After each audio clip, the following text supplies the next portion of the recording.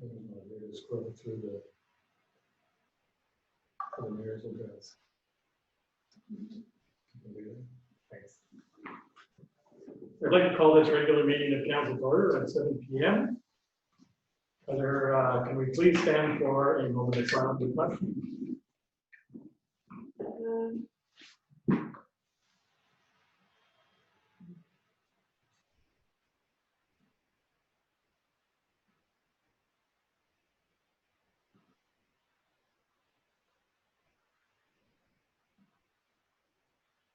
Thank you very much.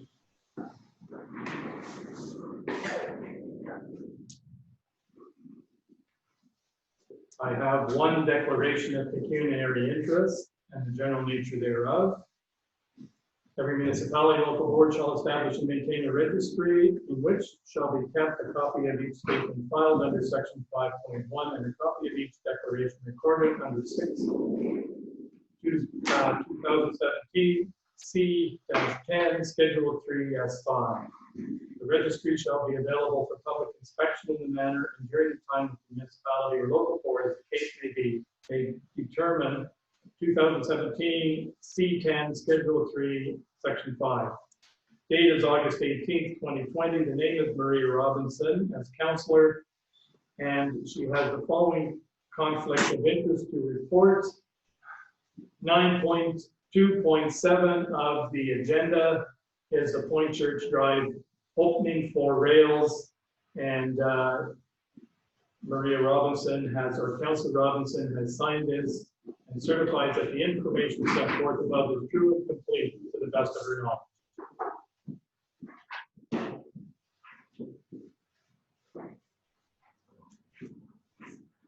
So item number 4 is the mayor's address. Being a welcome relief to finally receive some much needed rain as this very hot summer has presented some significant challenges for our farmers and market gardeners. Fields, crops, and lawns that were dormant or drying up are beginning to green up, showing signs of life. Renfrew County continues to demonstrate that we are following the Renfrew County District Health Unit's directions for social distancing and masking. This has resulted in a number of positive COVID cases remaining static at 30. We've just received notification that our municipality will be receiving $111,900 from the province for COVID-related expenses that we have incurred. Any monies that are not spent can be carried forward to offset additional COVID costs in the future. On Friday, August 7th, 2020, I was invited to meet with Pat Sevrio, the new staff sergeant for Killaloe. We discussed the safety issues at Golden Lake intersection and the speed limit reduction on Highway 60 at Deacon. We also discussed the reasoning and requirements for the community safety and well-being plans. I've invited Staff Sergeant Sevrio to our September council meeting as a delegate to deliver a presentation on community safety and well-being plans for all of council. On Wednesday, August 12, 2020, Shale and Brecken gave councilors a brief presentation and progress report on our strategic plan and stakeholder engagement sessions. The annual virtual conference is occurring from August 17th, 2020 to August 19th, 2020. I am participating in a delegation with Poacher Valley, Whitewater, and Atherton Brumley regarding the Farm Tax Incentive Program. We will be meeting with the Minister of Finance and the Minister of Agriculture, Food, and Rural Affairs. That ends my mayor's address. And I get a mover and a seconder to accept the report as presented, moved by Councillor Robinson, seconded by Councillor Ike Schoenfeld. Councillor Buckwell? Yes. Councillor Burke? Yes. Councillor Ike Schoenfeld? Yes. Councillor Robinson? Yes. I'm a yes. That's carried. Thank you.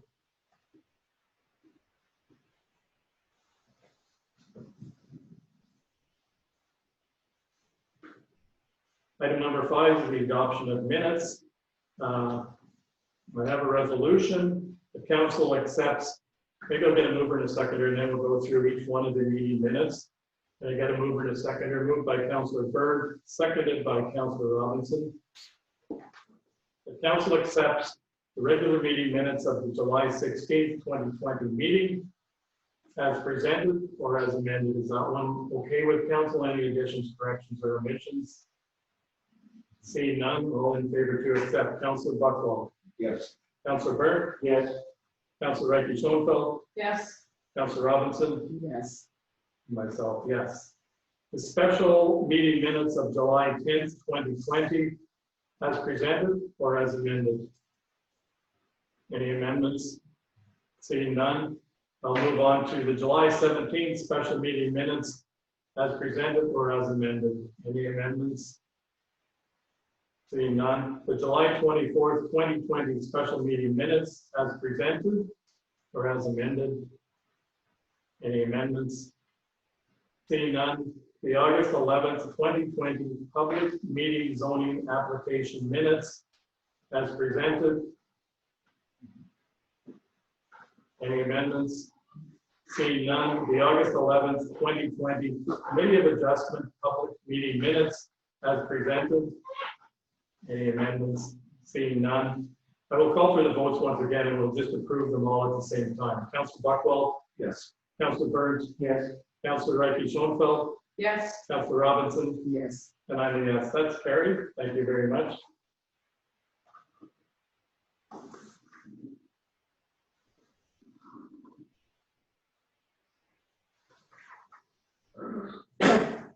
That brings us to delegations, and with us tonight we have former Wilkins Trail Ad Hoc Committee. We have representatives from the committee, Chris Hinsberger and Paul Hamilton. So I'll turn it over to you, fine gentlemen, and you can give us a little report. Thank you very much. It's a pleasure being here today and updating the council on what we've been doing and our progress. Start, I'd like to introduce just to reacquaint ourselves with the committee members: Honorable Mayor James Rose, Chris Hinsberger, myself, Brad Wilson, who represents the Gun Club, Kevin Clark, member at large, Tim Sessions, representing the council of Montreal Valley, and Andrew Spont, who's given us great guidance and making sure to stay on track and doing things right. We went through a lot of discussion on what this trail was to look like, what our vision was with the township, and what benefits for having that vision. And we've come to a very solid conclusion amongst all the members of the committee that we want a trail that's going to be inclusive. Inclusive in that it would be multi-use, similar to the Algona Trail mode. Cycling, buggies, automobiles, ATVs, skiing, snowshoeing, and any other activities that involve, physically walking around and enjoying the outdoors. We don't want a trail that will be used by licensed vehicles, other than automobiles and ATVs. There are no road vehicles, so it's going to be a very natural trail. And now I'm going to pass it over to Chris.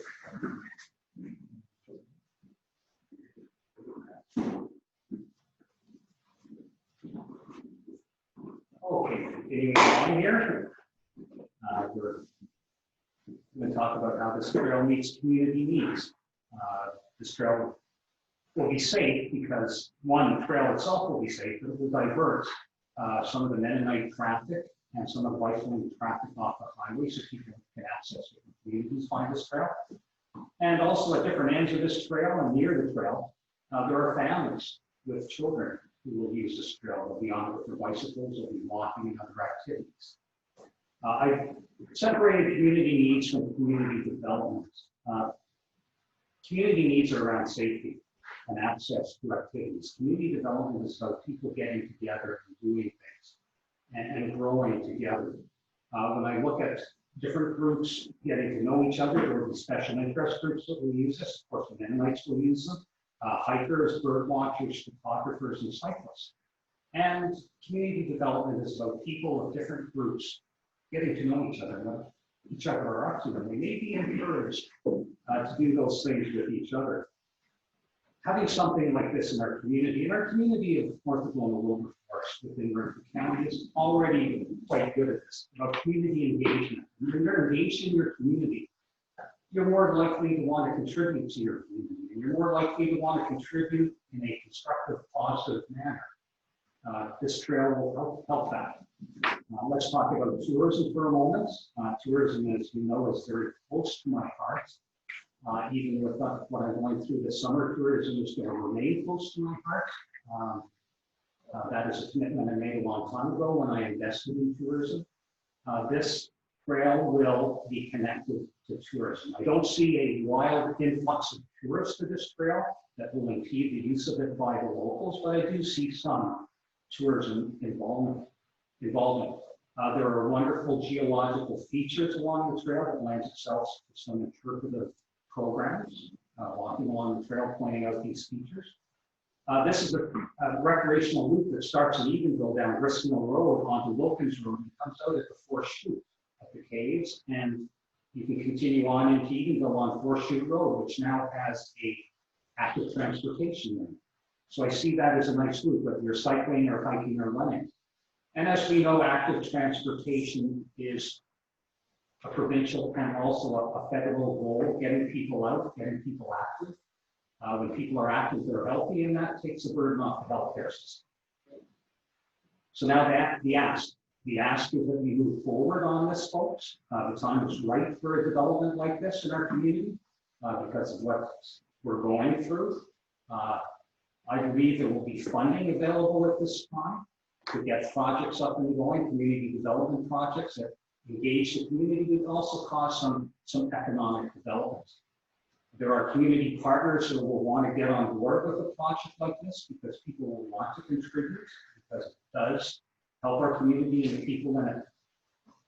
Let's talk about a little bit of an urgency.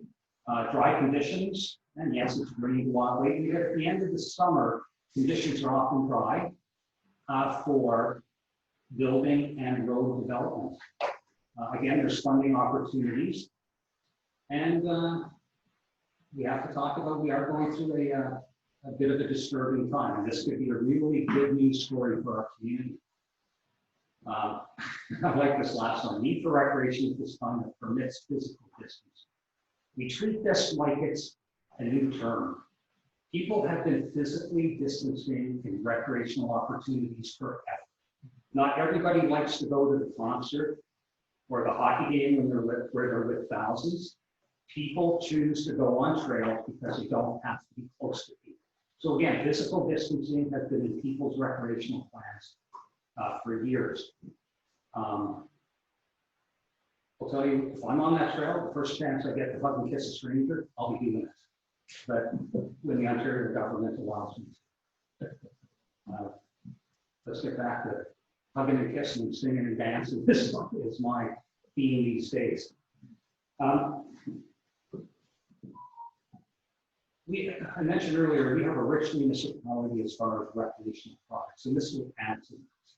This will benefit the people who live here. This will benefit our neighbors in Renfrew County. It'll benefit the people who come to visit us.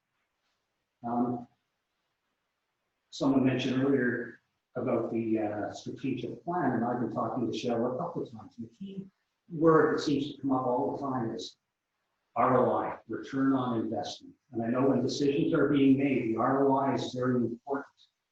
There was a time when an ROI was financial. You spend money, you get money back. Well, now the ROI is you spend money, how does it enrich your community? And 20 years ago, 30 years ago, we weren't able to measure the ROI. Now we can measure the ROI very nicely because it's social media, because of community engagement and surveys. So if we move forward, or when we move forward on a project like this, it will be very easy to measure the ROI. And I got to think that the ROI will be quite positive, and it will help us continue to be an engaged community. So our recommendation as this committee is giddy up. Thank you very much for that excellent presentation, and I will ask council if they have any comments or questions. Do you know, yeah, oh, sorry, go ahead. Sure. Do you know if Monash Valley would be contributing any money? I know it's not in their township, however, like they would benefit by it. Would they ever, does Tim said anything? We're hoping that as we move forward and we become a working committee, that there will be more engagement. I've spoken to some community members in Monash Valley that would like to be a part of this project. They'd like to be a part of the working committee, not necessarily municipal politicians. So we're in the formative stages. So we didn't get any engagement from Tim, but as this moves forward and it gets off the ground, you're right. One of the things we will be talking about is how it benefits us all. Councilor Buckle and then Councilor Robinson. Just a comment, Chris, on that was time. One of the presentations at the annual conference that we've been attending this week virtually spoke about return on investment in community situation, where again, it's difficult to measure, but if you can improve your community, it goes far beyond just a dollar value. It's a dollar value plus an intrinsic value towards the community, which brings more people. If you can bring more people to the area, and sorry, it's not going to get that crowded, but No, if you can bring a few people in, they come here, that's good for development, that's good for building a strong community. If we can get the different groups involved, absolutely, I think it's a win-win. Councilor Robinson. You sort of, Councillor Buckle also hit on it, is down the road looking at community partners that would sort of help with the cost of putting this, have you, the group discussed anything? we have discussed that, and we know they are out there. There's some people who have mentioned to us that they'd like to be a part of this. But at this time, we're a formative group. We want to become a working group. Okay. Yes. Maybe I just add, so what the committee's purpose is the feasibility of going forward. So with council's direction tonight, they could make the committee into a committee that is going to assemble donors and people that are interested to be partners. All members of the committee have sat around the table and said, this guy come to me, or this person's come to me. So we've already had one donation on product, which is huge, and I'll discuss that in my report. So there's a lot of community partnership of what we're going to be asking for in the report today to basically go that first step, so we have a product that we can sell. We bring people on. Yes, Councilor Byrne. Has the committee looked at any grants queries? As we're not a working committee, that's not what we're. Not yet. Not a working committee, that's part of what we do. My only comment, and correct me if I'm wrong, Paul, but I thought an old shirt and Steve and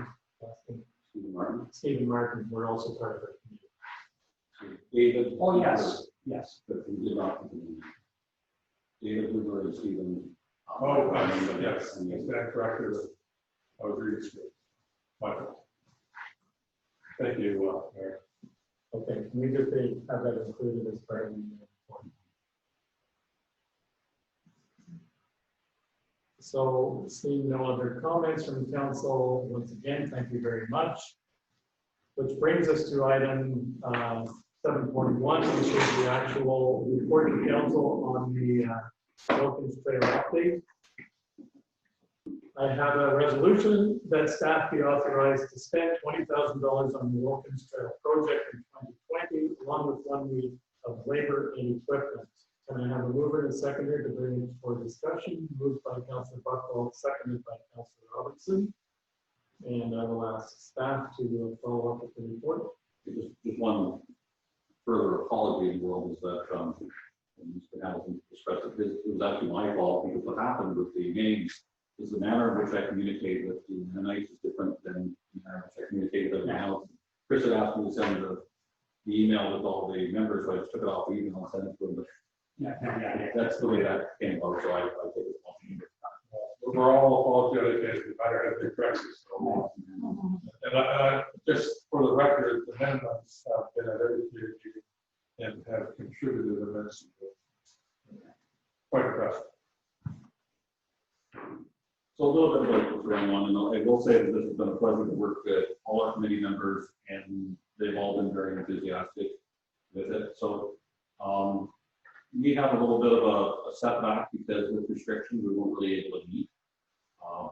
But we started the community back up. We had a couple of meetings and a couple of site visits, very pleasant site visits. The group is extremely enthusiastic about a multi-use trail. And as it was stated in the delegation, it was a lot of discussion, but the discussion came down to being improvements. It is a great shortcut between Chris Mill and Fourth Street for both residents and visitors. We were given a donation, and I didn't bring that directly to council because anything I can do to enhance the value of the property that we have, I have to do. That's my job. The nearby farm, which was one of our Mennonite friends, said, you can have our rock fence for your trail. We needed to have a staging and entrance way to the trail. Just no matter what we do with the trail, we do sell the property or it's pretty hard to find someone on a 566-foot wide farm with people out there. So this donation, I spent a day and a half with my crew out there. We did just over 100 meters of road going in, which is basically our staging area, and the conditions were just perfect for it. We got through the soft area at the beginning. What this gives us the ability to do now is we're not impeding or blocking any roadway when we park in there. I guess Andrea just mentioned that, that was all a low area, like really wet. I just have to ask to the letter in your picture. Oh, I'm sorry. So if you look at that picture that's there, this is looking back 100 meters to a red truck. That's the start of the trail. So basically, it's about 12 feet wide, which we had to do to get our dump trucks in. We made amazing progress in a very short time because I have amazing workers, and the product was right beside where we were working. So it wasn't like we're driving down the road. It was a farm adjacent to us. So, if we were standing at the truck, we could see where the fence came from. And on that day that we were out there, and there's no water there because of rain. This is one of the low areas along the trail, and it's actually not too bad. I went out for a rain and there's nothing in there. And this is basically the end of the trail that's so far. And as I say trail, this is just the dozer went in and came back, part of it. But the trail as existing, and I use that term roughly as a trail, is 800 meters long. And it's traversable through walking. I know Mr. Hamilton uses traversable by his machine, which he's taken in there. But there's a few pieces of brush that we have to move. But other than that, you're walking. So already you have something that people can walk in and walk out of, and it's actually it's a kilometer and a half for the trip in and out. I went out the other day and I actually marked every 50 meters. So if you go walking out there, you can know how far you walk.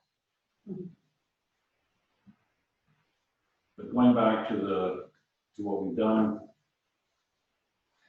we've got 800 meters of a rough trail. The beaver meadow that we talked about last fall, certainly dry conditions and no beavers, it's not the obstacle as last fall. We could put a single lane across that trail possibly this fall. We have volunteers, and I do have volunteers that keep coming up to me wanting to brush the rough trail on the Gurlitt side, saying I'll be out there with a chainsaw. Our Mennonite friends are certainly wanting to do that. We need to do that little bit of brushing just to be able to establish for surveying in there. So there would be a trail that we can somewhat traverse this year, by the end of the year. To go forward, if council desires to go forward this year, I would suggest that in the fall, I look at 1 week's labor and equipment for my crew, and it would probably be in November because November is the easiest time to work. You get leaves off the trees. But we may also look to take advantage of dry times and times when nothing going on, and nothing going on, but there may be a job that we're waiting for in public works. I put a budget in at $20,000. So it may sound rosy when I say, we've got 800 meters done, it's all great. It's not all great because we have to fill in areas and we have to do dressing. So there's going to be more work that needs to be done. And $20,000 will go a long way to that. But the reason I put $20,000 in there right now is to give us the ability to do the trail up to the pond, move it into the pond this year without coming back to council. I know that I need $3,000 for survey. We want to be very sure that we're in the middle of our property when we go through the swamp, our meadow, and when we go into the actual road allowance, which part of it is our property, and then we go into a road allowance, so both are 66 feet wide. But we do go between two properties on a road allowance, and I want to make sure I'm in the center of that property, because in the old days of farms, the line may be over here or over there. And when we try to go in there with our metal detector, our bar finder, either there's a lot of buried treasure there, or there's a lot of farm equipment in our road allowance. So I can't find the bars myself. So I would like to make sure that we survey a property to go through there. And if we come into any obstacles, the 20,000 gives us the ability. If we don't come into obstacles, the 20,000 allows us to backfill some of the areas that we have to dress up with gravel. So just to move forward this year, we're looking for $20,000 in labor and equipment. And the equipment that we'll be using is one dump truck, one excavator, and one dozer. And I would not be working with more than 3 people. So it's basically three workers. They did incredible progress, and we basically, it was a day and a half. We cut the job short because I was only going to devote so much time to it, and the second day it was raining, so I just said, we need a dozer there. I said, the dozer, we need to get to that meadow, so just blaze the trail to the meadow and back. So there's no material in there other than it was a somewhat of a trail before, but now all these stumps are gone, and it's a lot easier to walk in. The committee, I think there was 5 or 6 of us walked out there, and nobody tripped over anything. So at the end of the year, we would have a usable trail, not a perfect trail, from Wilkins to Gurlitz that could be traversed in the winter. I'm not saying it's a trail that you can do all year round, because there's still a lot of work to do inside, but it would be basically a wide trail for the first 800 meters, a single lane of some sort to get through the beaver meadow, and then a walking trail that could be 6 feet wide with brush with no fill or anything on the Gurlitz area. And then in 2021, this would be something that, if you make this a working committee, they would come back to the council and say, this is what you need for a budget. This is where we believe we can get partners, and all those things would be addressed with a working committee. Your $20,000 does buy you a trail to the Beaver Meadow and back.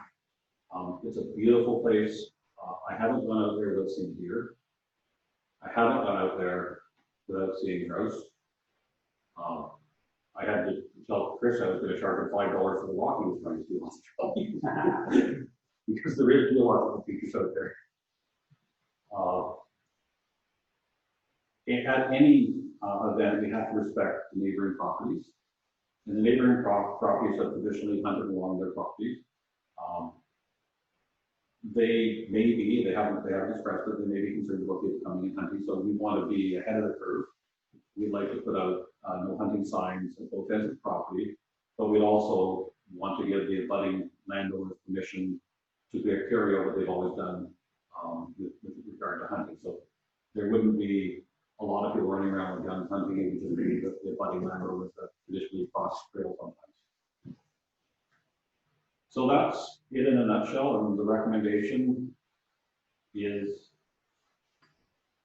to do the work. Council can choose to go this way or not. I think it's a very good investment for $20,000. Just the $20,000 to me buys you a trail. It doesn't buy you the full trail, you know there's more coming, but it buys you a marketable trail that you can go to community groups. You can go to the snowmobiles group and you can say, look, this is possible. It's very hard to do when you don't have something. And when we first walked the trail, when the committee first walked the trail in the spring, it was very difficult to go through that trail. I could take a person in a suit and tie through most of that trail, maybe not the day after the rain, but most of that trail, we can walk out there. It's very marketable. Now it'll be extremely marketable at the end of the year. Thank you, Andrew. So open it up for questions from council. Councilor Buckles. I like the idea. My question is, what budget line is the 20,000 coming from? So this is council's choice to do this. I would suggest that it would come out of capital. And it would come out of the residual of any capital projects for 2020. I have one project that exceeds the 20,000 that I'm not going to do this year. And basically we did a really good thing on getting our road project started. We did a really good thing on getting our equipment that we have in our budget. We had budgeted a pickup truck for replacement, and the budget was originally for a new one, then went down to a used one. This year has not been a good year to buy a used vehicle because we haven't been able to do the auctions or to the dealerships up until now. So I would suggest that one of the buying at the end of the year, so we're bringing that back. So that's $25,000 that we divert to that if council desires, and you know exactly what's I would also like, Councillor Byrne raised a good point of the grants available. Just this week, the province announced another grant intake, and it's for creating green communities. And one of the items that they specifically refer to is for trails. So I think we have an opportunity there as well to research that grant and put in an application, because they are looking for more social distancing opportunities for residents, and I think that's one of the reasons why they identified trails as part of the criteria they would accept for grant. So I think that's good news as well. Councilor Burt, and then Councilor. I'm just saying, I think it's like, it would be a great thing to do, but I'm also concerned about where the money is coming from, because in our budget, we never had budgeted for this, and there's other things within our township that could benefit from an enhancement also. Like I'm thinking, I was at the Deacon Boat Launch a couple times, and I couldn't believe the amount of traffic there, and the stuff like even lighting or doing something with that bridge.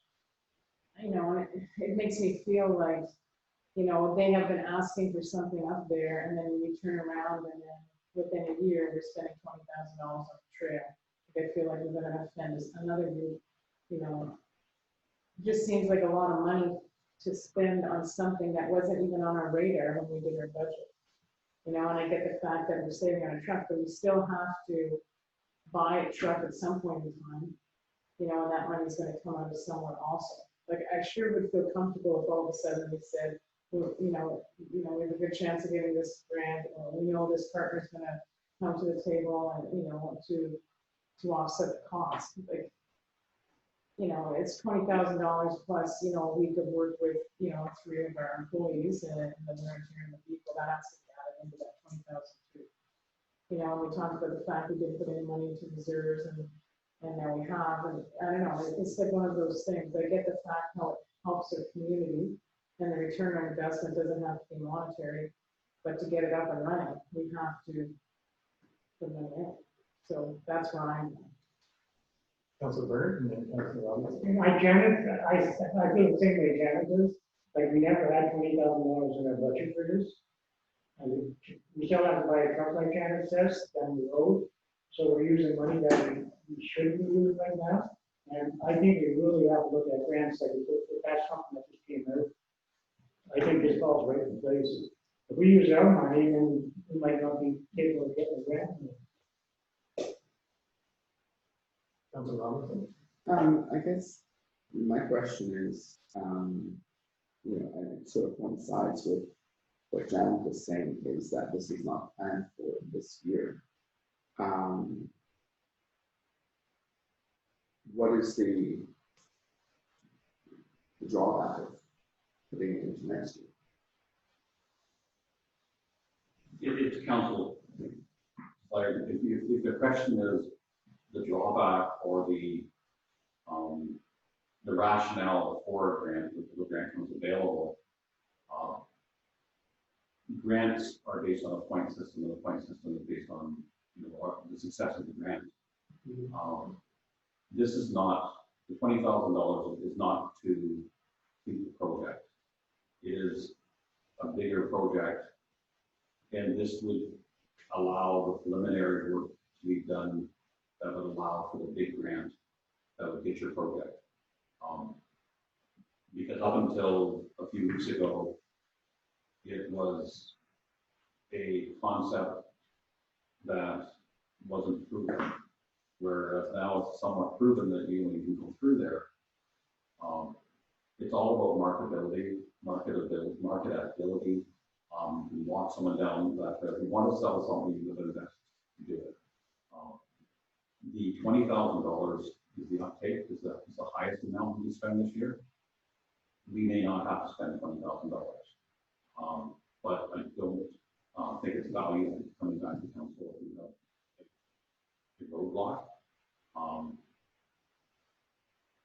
It's easier than we imagined it would be to do 800 meters of that trail, which is a huge benefit and a huge win for the municipality. As the mayor stated, those grants coming up, a lot of grants, you can use money spent to date on the grant, even if it's after the fact, depending on when the grant intake happens. You could leave it now and it's just going to be a trail that someone fills in over the winter. I think what you have in the investment of your $20,000 is you have a group of people that have devoted time in a committee and are extremely enthusiastic and have made connections within their community and other communities that are raring to go and believe that the money will come from other areas if council buys into it. Councilor Robinson. I don't dispute everything that's being said. I think that we are buying into it. The concern that we have is jumping to spend that 20,000 up to date, but especially after the budget that we passed, which has been very, very conservative. And we made concessions during the budget period. What I would like to suggest is that, the things that needs to be done right now to move it forward is we need a survey. That is something That is important. that is important. Outside of that, I think everything else should be pushed into 2020. Councilor Buckles and then Councilor. I realize that we haven't budgeted for this year. And I realize that we're still gonna have to buy a truck next year, so we're gonna have to make all the commitments that we can't complete this year. But I think one of the responsibilities that we have is that when an opportunity does come, we'd be able to make a sound decision that, we didn't plan for this, but this has come to us. I think we should do it. There's a number of reasons for it. One of them, by spending this money this year and showing that we're willing to make the commitment to it. Again, we do have a group of volunteers that have begun. There is momentum there. My concern is that momentum will go away if we don't proceed with it this year. The second idea is if we do want to look at grants down the road, it's a lot easier because we've talked in the past about having difficulty applying for grants because we haven't had a presentable project ready. Well, this one we can show them when we put an application in that we've already started the work. We're serious about this. We want to proceed with it. So I think that would be favorable for the grant proposals in the upcoming year.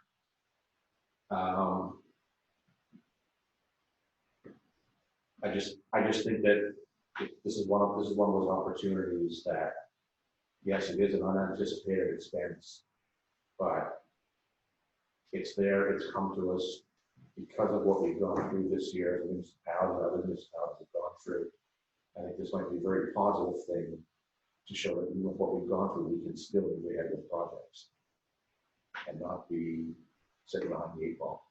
I recognize the concern about the budget implications.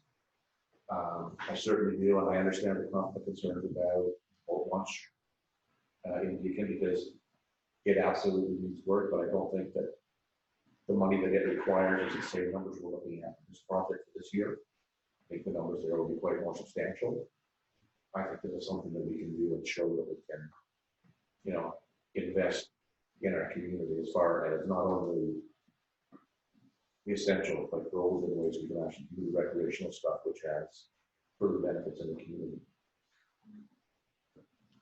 Councilor Burns? Who would the survey cost? I asked for about $3,000. Councilor Evans? I always see the value in it, and as chair of the rec committee and being involved in physical education my whole life, I see the benefit of it. But then my other hat is the fact that it's $20,000 that we didn't have sitting, let's say, in a recreation budget, looking for a project to spend it on, right? And so for that reason, I would not vote in favor of this. I would, though, however, think it's very important to start the survey when we, and like Mr. Sprint said, there has been tremendous, you could walk on the trail. You could, if you wanted to, right? I'm sure the Mennonites could use it, right? If we go ahead and say we have done certain things, we have filled up the low roads, we have got the survey, you know, moving forward, it's going to cost us this much. I mean, it's a long way from now to the spring, and then we are going to pass a budget in the spring where we could have those funds, where we take from something else and make the $20,000 available for that. I mean, I hope that the people that are keen now are still going to be keen on it in 6 or 8 months. You know, and I get the whole thing, and once the ball's rolling, you like to keep moving. But I guess, to me, $20,000 that we never budgeted for is too much money, right? Now, if we got a grant or somebody stepped up to the table and said, this, yeah, I really don't have a problem with it. And I said in the very beginning, when we were talking about the Wilkins Trail, it sounds like a great idea, but I don't want us as a township, as ratepayers, paying anything for it, right? And $20,000 is a very substantial thing. Having to pay for this survey, because that's a good starting point. Either way, we're going to have a survey if that's what we choose to do.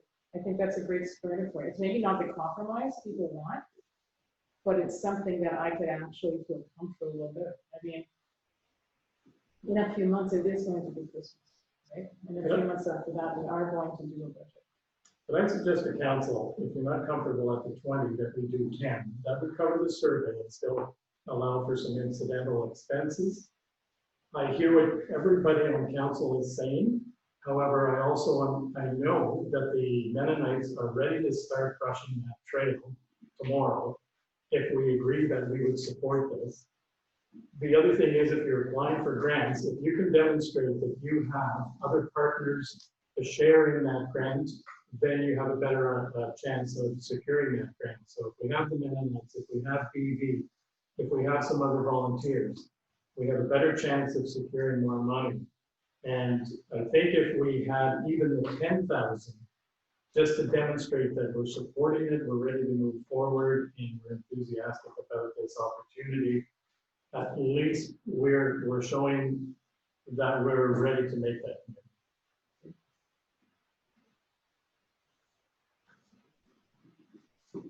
Would council entertain it? Okay. And it's already been moved by Councilor Buckwalk and Councilor Robinson. So I would change that spend to 10. I will read the resolution once again. Staff be authorized to spend up to $10,000 on the Wilkins Trail project in 2020, along with 1 week of labor and equipment. I will call for the vote. Councilor Buckwalk. Yes. Councilor Byrne. Yeah. Councilor Rankin-Schoenfeld. Yes. Councilor Robinson. Yes. Myself, yes. Thank you very much, Council.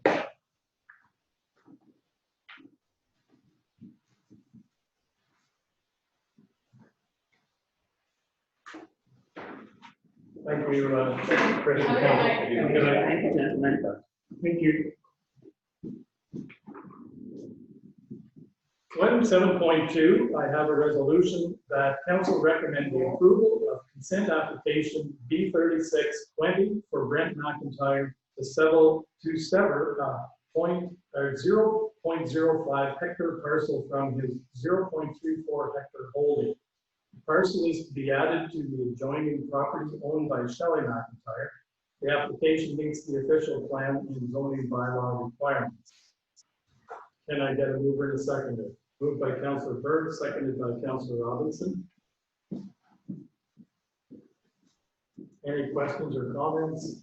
Do we know why they want the addition? I think maybe Andrew, could you speak to that? I'll just give the background that you have the information. Just all that I have. It's a very small. Very, very small.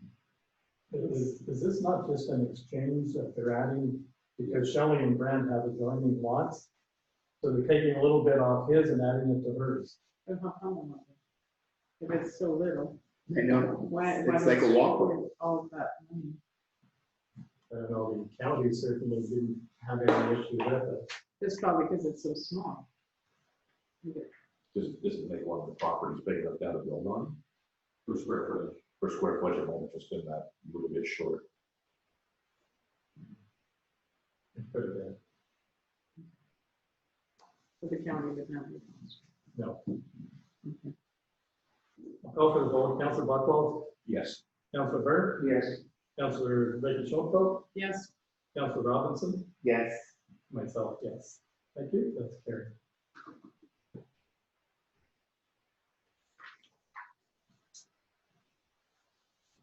I have a resolution 7.3 that council accepts the OVWRC Waste Management Board minutes for April 29th, 2020 as presented. We're going to move in a second. Moved by Councillor Buchwald, seconded by Councillor Robinson.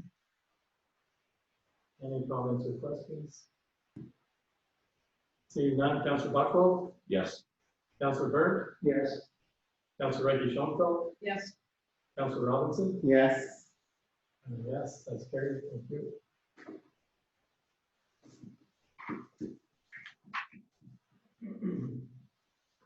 Item 7.4, I have a resolution that council accepts the Ontario Provincial Police Hillwood Detachment Progress Report as information. And I'm going to move it and second it. Moved by Councillor Burns, seconded by Councillor Buchwald. Any comments or questions? James, I just have a comment. Today on the radio, I heard that Pembroke OPP is starting to go after these noisy vehicles, Right. with these mufflers. Okay, this afternoon about 4:20, I got a call from the council officer, Don, called me about the come earlier tonight.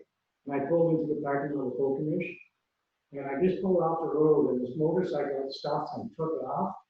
Like, with that exhaust on that motorcycle, like, there's no reason for that. So maybe Cheryl, we should start doing some of these too, when it comes to the meeting, make a note of that. Because that I don't know something very tough. But there's no reason to have an exhaust on trucks and motorcycles like the other guys do. So, seeing that, sorry, I'll just, we got a posting from Killaroo on that very subject. It was yesterday, or the day before, Robinson? Yesterday. So they are aware of they're part of that campaign. Okay, because to me, there's no reason for having that. and having said that, this is where I would like to just ask for council's approval to invite the Killaroo Staff Sergeant. He's certainly willing to come and do a presentation. And he says anything that we would like him to talk to, he will certainly do that. He certainly helped me get a better understanding of the community safety and well-being plan, which I said would be great if he could present all of council. He's willing to do that. And anything else in the report, when I went through it, the only increase, everything seems to be decreasing as far as assaults, as far as break and enters and so on. But motor vehicle accidents and injuries are on the increase. So I would like him to speak a little bit to that part of the report, and I'd like him to speak to the community safety and well-being. Councilor Buchwald. The presentation on the safety and well-being plans is an excellent one for council. There's a lot of misunderstanding out there about what it is. and what it involves and how difficult people feel that it is, but it really doesn't have to be complex. And it does have the ability to address a lot of the things that people are concerned about because of recent events in the state and demonstrations that have gone on, the mental health care. Killaloe Detachment actually has a process where they do take a mental health worker with one of their officers proactively before these incidents and deal with some of their habitual callers. And again, it's a project that they started in Renfrew County. Basically, it's a roundtable, but they sit down. Okay, where are we having issues with unnecessary calls for service, to whether it's 911 for police or for ambulance, and they reach out to those people during the week before there's calls, and it's dropped the number of nuisance calls to 911 a huge amount. It's that kind of thing where I can see that there are some things that you don't necessarily need police officers responding to in a certain way. You still need them there for the sake of the mental health worker, but sometimes that mental health worker can be less threatening. So, yeah, and your community safety plan can actually set guidelines and processes in place how to make that, if you want that as a priority in the municipality for policing. I think it'd be a really good presentation for all the members of council to see. I agree, and the one other question he was able to answer for me, because we're serviced by two departments, Pembroke for Upper Ottawa Valley and Killaloe. I said, who would we be working with to develop a plan? He said, whichever detachment you choose to engage, he said, we now work very, very close together, Killaloe, Renfrew, and Upper Ottawa Valley. He said, whichever you choose to engage, the other departments would follow that same plan. So for us, it's determining, we've been invited by both the Whitewater group that's working on a plan, and then the Killaloe, Barry's Bay, North or South Algona, and I think even Bancroft is part of that. So after this presentation, I think we'd be better informed to make a decision which direction we want to move. So yeah, if council's in favor of that, then I would ask staff two things. One, could they send the invitation? And secondly, could they find out if we could still join one of those two groups if there's still an opportunity available for the community safety and well-being, either the Whitewater group or the Killaloe group. So please put that as an option at the end, like from our last communication, but you guys will be. Okay. Thank you. So call for the vote to accept the report. Councilor Buckles? Yes. Councilor Burke? Yes. Councilor Rachel Trumbo? Yes. Councilor Robinson? Yes. And a yes. Carried, thank you.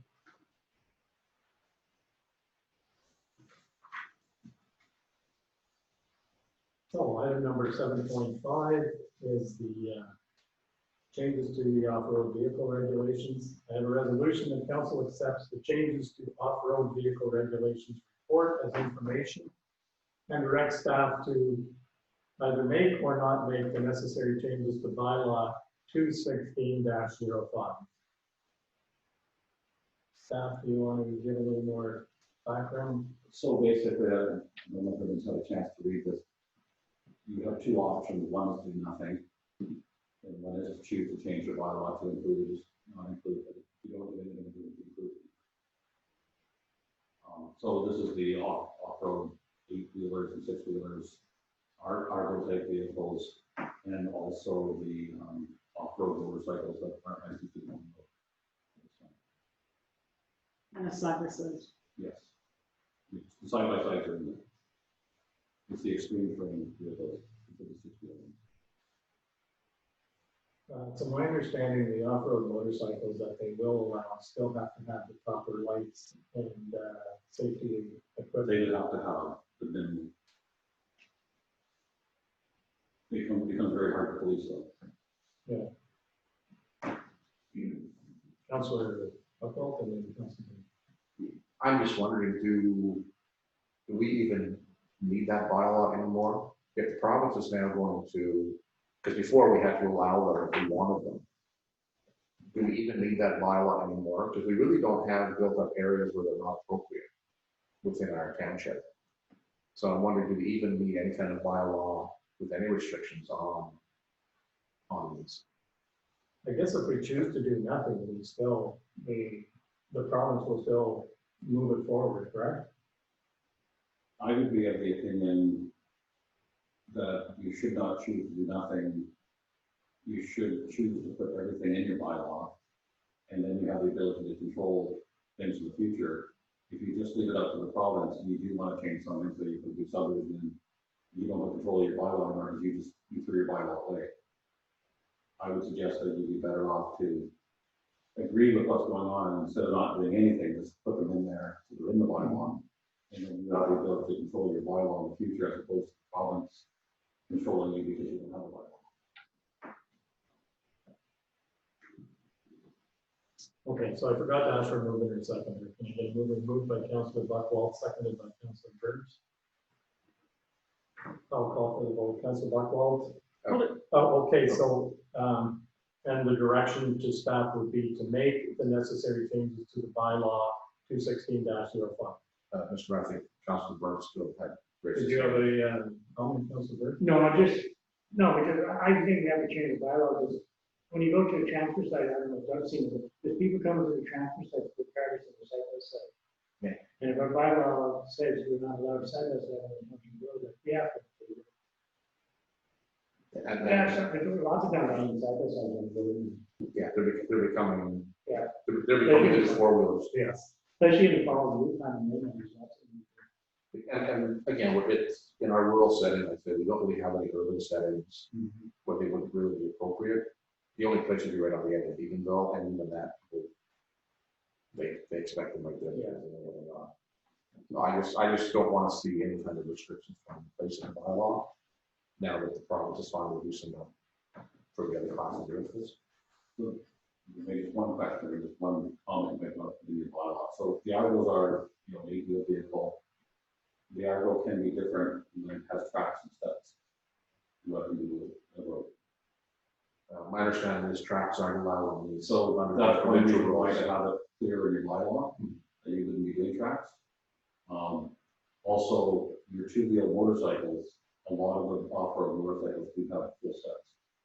So that's something you don't want to know. So it's just wording you can put in. So I think the direction of council is council would like the wording that includes those things, and council would add the studs into the bylaw, just so you're protected. And again, my suggestion on doing this is that you'd be better off to control your bylaw than to have problems. You can't bring bylaw in later. Yeah, so it's like studs and tracks. Council accepts the changes to off-road vehicle regulations, or does information and direct staff to make the necessary changes? Correct. Okay, And I'll just put the stud thing in there. okay. And the tracks too, because I mean, some four-wheelers have tracks too. Yeah. Not just the. Councilor Buckwald, Yes. Councilor Burke, Yes. Councilor Reggie Schoenfeld, Yes, Councilor Robinson, Yes. and yes, that's carried. Thank you.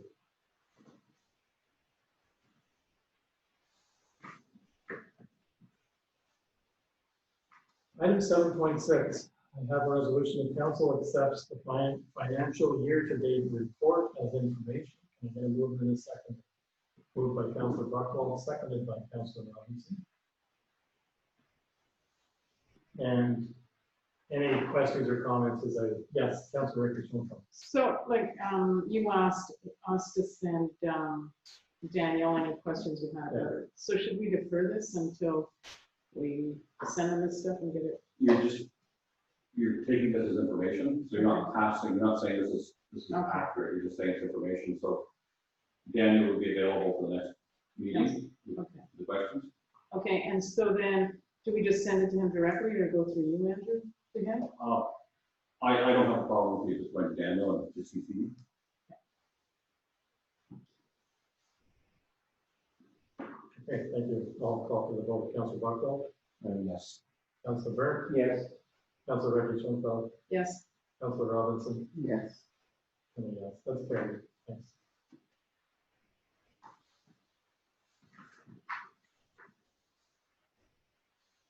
Item 7.7, I have a resolution that the council recommend the county land division committee approve consent application B23/20 to permit the severance of 2 hectares from Donna and Terry Ellis's property in Lot 6, concession 4, former township of North Algona.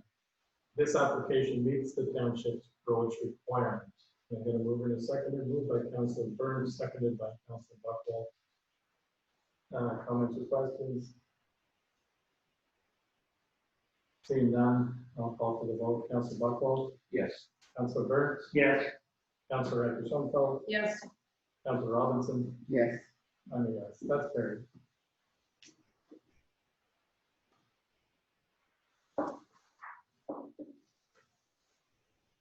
Item 7.8, I have a resolution that council donates X amount of dollars to the branch 353 Operation Save Our Legion campaign. I'd like to suggest $1,000. Okay, mover and seconder, moved by Councilor Buckwell, seconded by Councilor Burns. Comments or questions? How does this fall in with our donation? This can go under the, remember we put a special council, council fund for donations that might come in as requests that we hadn't approved or put through our application process before. I can't remember what that figure is. I think we had something like $10,000 in that. At least one. We haven't taken any of it. That should be in the report we just got. yeah, but it might be, It might be grouped. it might be bundled on with something else. It should be under council. I think it is actually.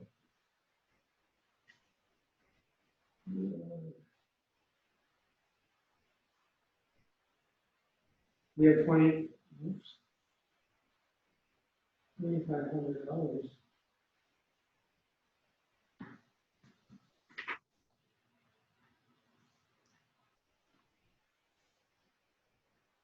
Councilor Eckert-Schonfeld. Do you know, like, obviously it was sent to BV, this request, was it sent anywhere else? This request was sent to all the catchment area of branch 353.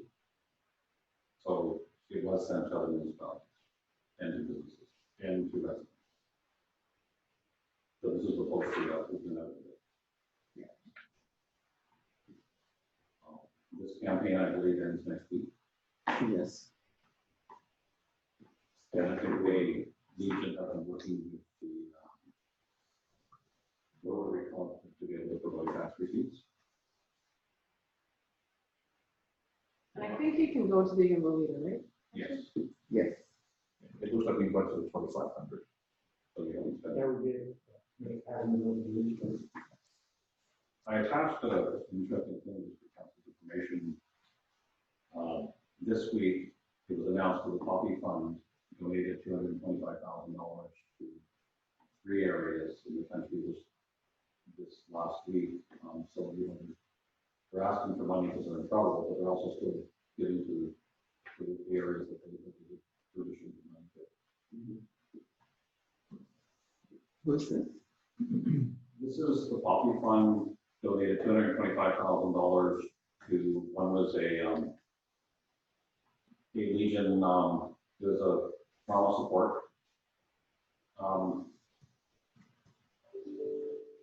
For $100,000 in Perth, and then there's $100,000 for summer camps. Mm-hmm. And then there's $25,000 for the Hero Mending and Fly Canada. There's an actual fly fishing endeavor with injured veterans.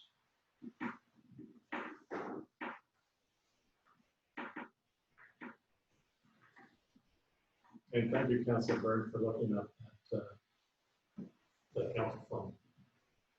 Clarifying that. I thought it was more, but I appreciate you looking that up.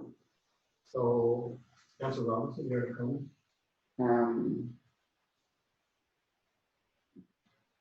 I'm just thinking that 5,000 is a little rich. Maybe you can give us your rationale for doing that. The reason I'm thinking 1,000 is because of the amount of money that the Legion has returned to our community. I think about every year they do the bursaries at school, They do. $1,000 each. yes, and they have supported a lot of the sports clubs. They support The public speaking. the public speaking, the poems and the posters, Poetry. yes. Okay. And I do say, like, we're nearly at the end of our budget season anyway, right? And we haven't spent our $2,500. Right. Just gonna get rolled into something else. And like, I mean, I believe they're a valuable contributor to our community. Oh, yeah. Can we put it in the resolution that comes out of the council donation there? I think it would anyways. Right? I think It doesn't, you know, put that in we'll the- definitely take the, you know, it in the, discussion. Okay. So I'll call for the vote. Councillor Buckle, Yes. Councillor Burnt, Yes. Councillor Rector Schoenfeld, Yes, Councillor Robinson. Yes, that's carried. Thank you.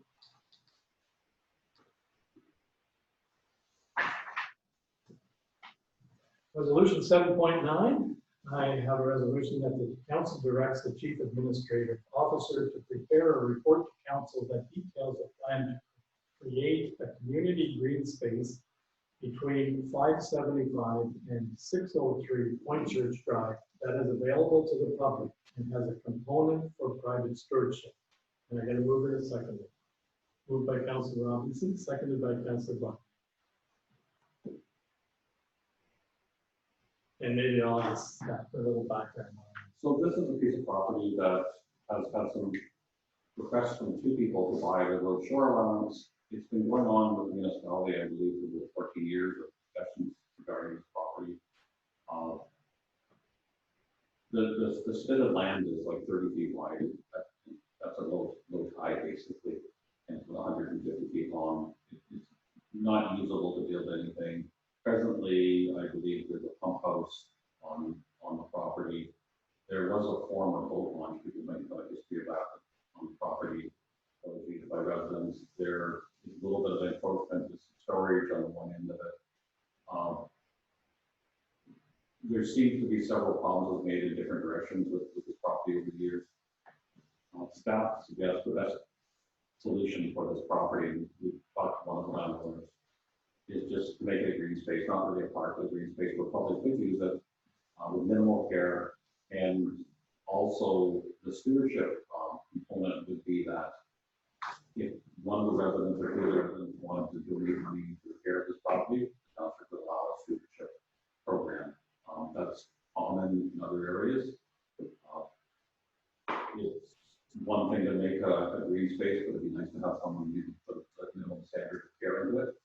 So that stewardship might be financial, or it might be an agreement long-term cut the grass. We would let the present uses continue. Both landowners that want to buy the property would have to understand that anyone can use that property. We would probably have to look at parking signs and the parking signs along there, but it would be a public green space opposed to a park, an area that others can use. Councilor Rector Schoenfeld and Councilor Buck. is there a liability or anything with them having a pump house there? And then you said there was a boat house? So the pump house, when we create this green space, and this is the report, the plan would be, we would create what we have to create, whether it be an easement or something, just to allow the pump house to be there. And then the encroachment, we would, maybe it's a ladder, whatever has to be there. And then as far as the green space itself, we would put it in under the umbrella of our insurance liability. So it'd be, in that space would be a minimal amount to a liability. Thank you. Councilor Buck. So how would that green space be accessed from the road? Are the properties in front, a road allowance, or are they privately held? Or? You could access it from the road, like three. I don't know if you know exactly where it is. Actually.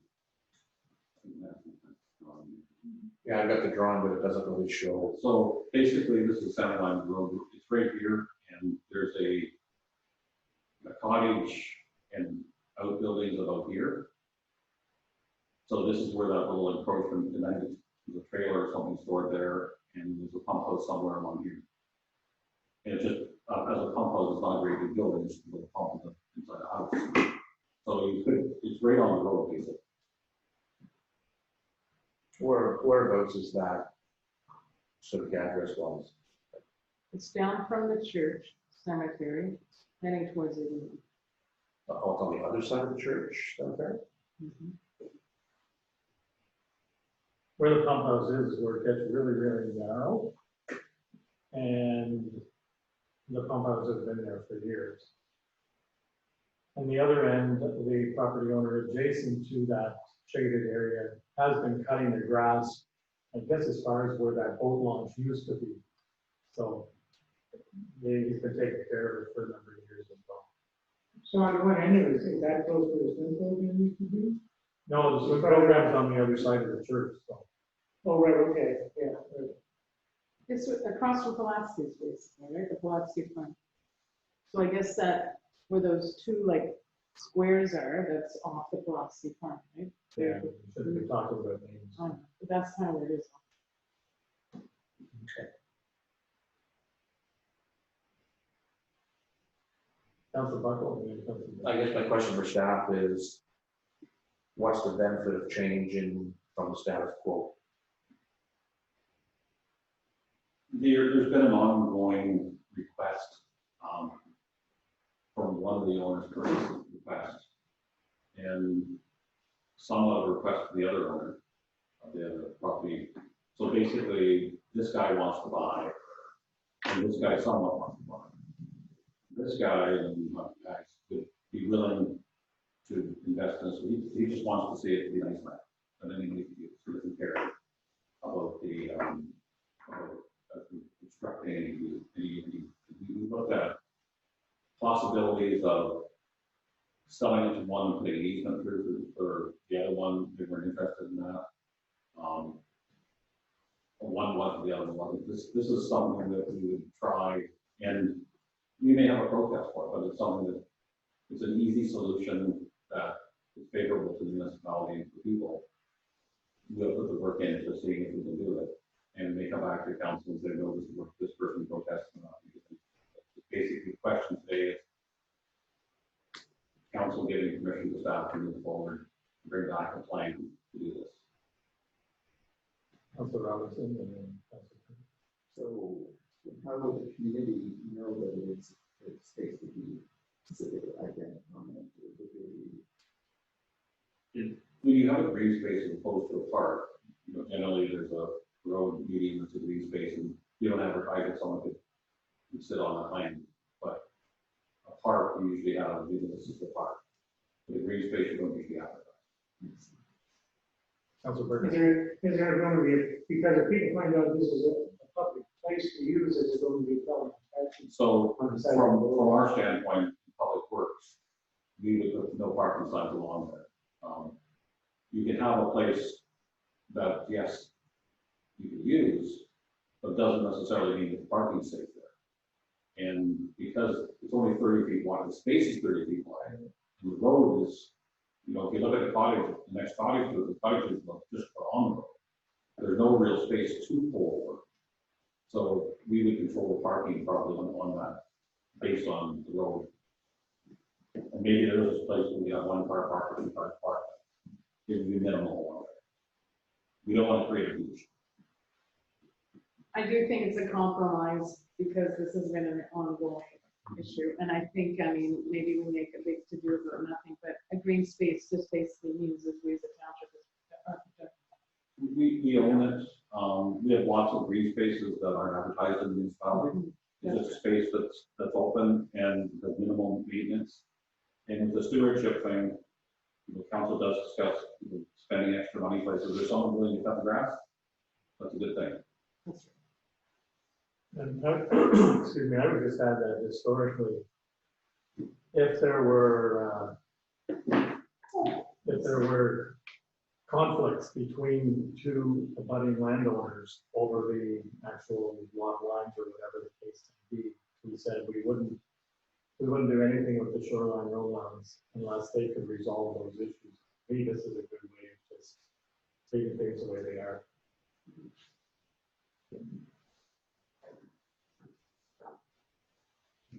So I'll call for the vote. Councillor Buckle, Yes. Councillor Burke, Yes. Councillor Reggie Schoenfeld, Yes. Councillor Robinson. Yes. Yes, for myself, that's carried, thank you.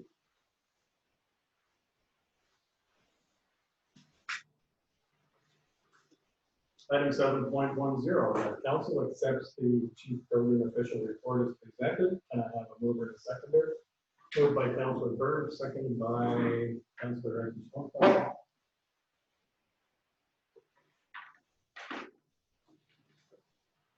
And further directs that chief administrative officer to send a formal letter of intent to terminate building inspection services with the Township of Bolger Valley and or remain status quo. Comments, questions? Councillor Reggie Schoenfeld. So if we terminate, then how do we make sure we have a building inspector? So this has come up as discussion with council before. Yes. The termination clause is a 1-year notice. Right. And the termination of the CBO is 120 days. So basically, Bolger Valley has to provide you the building inspector for 1 year. If you give notice, it means that as a municipality, next year you come up with a chief building official within our township, or hire a fee for service. But no matter what happens, if you don't get notice at some point, you're always going to be a year late. This doesn't mean that you don't say, okay, 6 months down the road, we looked at options, but we can't do anything. It just opens the door. And there would have to be somewhat of a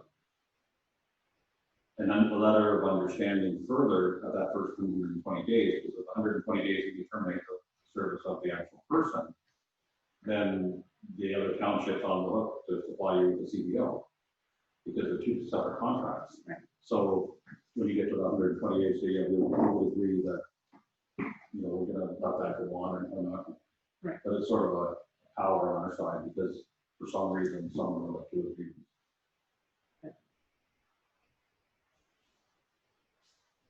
Any other comments or questions?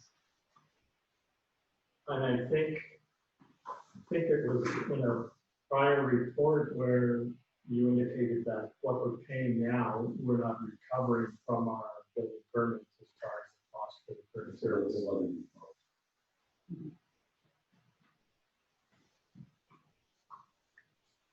So call for the vote. Councillor Buckle, Yes. Councillor Burke, Yes.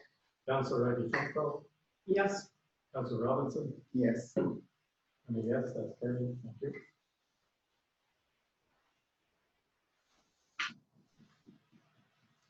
Item 7.11, that council accepts the COVID-19 township plan for the remainder of 2020 and the report as presented. Can I get a mover and a seconder? Moved by Councillor Reggie Schoenfeld, seconded by Councillor Burns.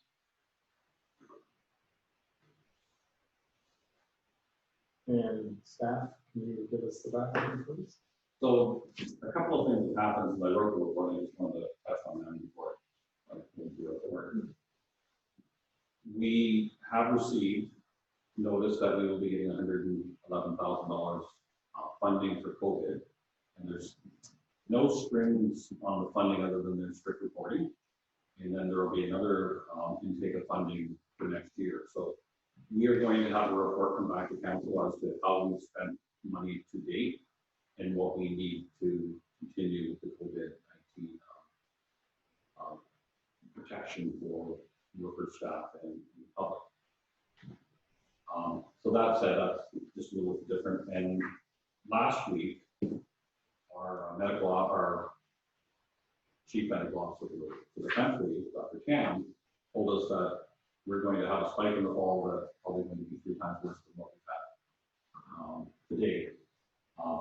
That's a guess, but it's a warning to us too. So the bottom line is things aren't going to change very much this year. And probably for the foreseeable future, and probably definitely to the end of the year, we're going to have 2 meter spacing. And if you're in an enclosed public space, you'll have to wear a mask. So, and there is also strict sanitizing regime. So when you look at the provincial guidelines and the health unit guidelines to us for cleaning things and protecting things, it's pretty extensive. So some of our other municipalities, even some of our neighbors haven't completely opened the door, some aren't even having councils. A lot going on, but we've been able to provide services. Our window that we installed for the public, it's like the greatest takeout window ever. People come off of that window and Laura can attest to that. I mean, I don't have to wear this thing because the window's only open this much. They pay their taxes, they provide services. They like not having to come into it. So that's been working just fantastic. Laura, you're there, so you can tell us that. It's been great. But moving forward, we need to address the people. So we need to look at how we do service delivery to the following things. Otherwise. Council meeting attendance structure. We have to look at our public broadcasting meetings, we've talked about that before. And then the public participation in public meetings. So you saw a little bit of a hiccup today with the public meeting because we have to have the public there. And generally it's the people that have the severance or fairness. But we have I will talk about a plan to have those meetings work better in the future for us. And then the budget direction, because we are going to have difficulty doing budget meetings when people can't see what you're doing. In the virtual meetings, even if you have the things up on the board, it's still harder to see. You know, sometimes in the room it's hard to see. So, we want to come up with a solution for council that would allow you to go forward with your budget. So in service delivery, and I've said this window is fantastic. It's the best that I know. It's great. It's just a temporary window. As fall approaches, it will look colder. So we're recommending that on October 1st, we bring people back into the building and just into that foyer. And that they're going to have to wear the mask because that's just the protocol. But we'll use the window till October 1st. It might work out that it's October 15th because the weather's nice. Or some people might just say, can we do it outside? If it's blowing snow, we don't want to be doing that. But it has been working great. We will continue, we bring people in. This has been working fantastic in here. Ranford County did fantastic. We've had no cases of COVID in the municipality. People like what we've done here. Like when I was with Joan tonight, just fall out of the red line, I get to sit down there, knows exactly like going to a hospital. Exactly. So all that's worked really good. So we believe that we can give the services of the municipality that we normally give at the counter to a window till October and then inside the building. We have the ability to invite somebody in, like a person that came in with a wheelchair last week, and I had to accommodate that person this week. We have that ability to do that. So council attendance, things aren't going to change this year. You're going to have the physical spacing the same way that we've had. It's there, there's an opportunity to put 11 people in there, but how who you put in, who you choose to come in. So staff's recommending that you keep doing it the way you're doing it right now for a couple of reasons. One, we know it's not going to change, and the other reason we don't have is going to be worse. So it would be recommended just to stay status quo. It does work better, I believe, for council to be face to face, and you've all done very good with your spacing. I put my little red lines in, and you certainly follow that. Public broadcasting of meetings. At this time, we've done a Zoom with the telephone audio. It works somewhat okay. There have been very few complaints, and there have like a few complaints from basically a few people. But there's very few people listening. Laura, how many people are listening to our meeting right now? That's really good. We have one person listening to the meeting. So it's not really a popular event in the community. Council has requested the staff investigate ways to improve the quality of sound. Staff looked at several options. Unfortunately, part of the issue is the other person's equipment. If we want to have really good meetings, then you all should stay home, and we should all do everything on Zoom, and everyone that participates should be on Zoom. You'll have better meetings, but that isn't a good way to meet. But that's the some of the better quality now. The mayor was telling me today that, you know, he's working with the province and their delegation was 6 minutes late. They lost their time because the province couldn't set up their Zoom call properly. I watched Prime Minister Trudeau through those hearings a few weeks ago, and the facilitator lost his communication altogether. You know, it happens to all of us, no matter how much you spend on it. So when you look at having that live broadcast, that real-time broadcast, what value is it to anyone to have real time and to invest a lot of money? You're sure people like to listen to it, and that's okay, and you should always have it, because that's transparent. But the only value to hearing something live in real time is that you get into it, and there's no influence from the public. So there's a decision council has to make. You want to keep investing big money in something that you know even the people with the big money can't. I think that staff should use every opportunity and everything we find to make things better. And I actually have some ideas coming to council at our next meeting based on the 110,000. The budget went up a little bit, so we can look at a few different things. We'll continue to look at it. But right now, we can deliver, you know, reasonable quality to the YouTube channel at another day, the day after, when it will be about. It's not live, but the entire meeting is unedited. So one thing that we can't do, which causes us some issue on our closed meetings, is we can't edit our meetings. So we don't have the editing ability with our OWL. So whatever we do, if you guys are talking before the meeting and the thing started, I can't take it off. So people are getting the real deal. When we do the YouTube, nothing's cut. You can't cut it. We don't have the ability.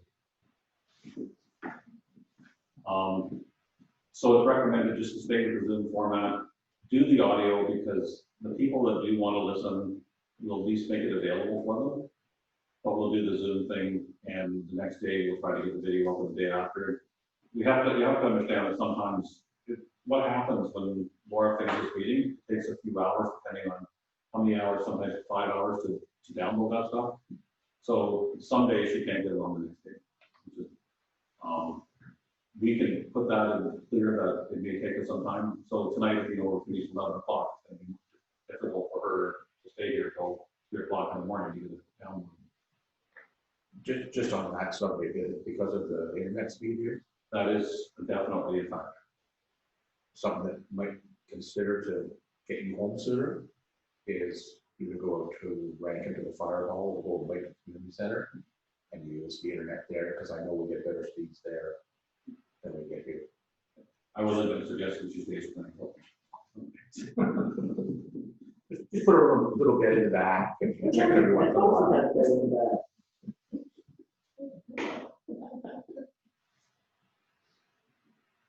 Yes, Councilor. And because I know over COVID now, we lost a lot of money in our transfer sites. Can we get Daniel to report for this meeting? So just, and I'll touch that really quickly because it's a good point, and I sort of touched that at the beginning.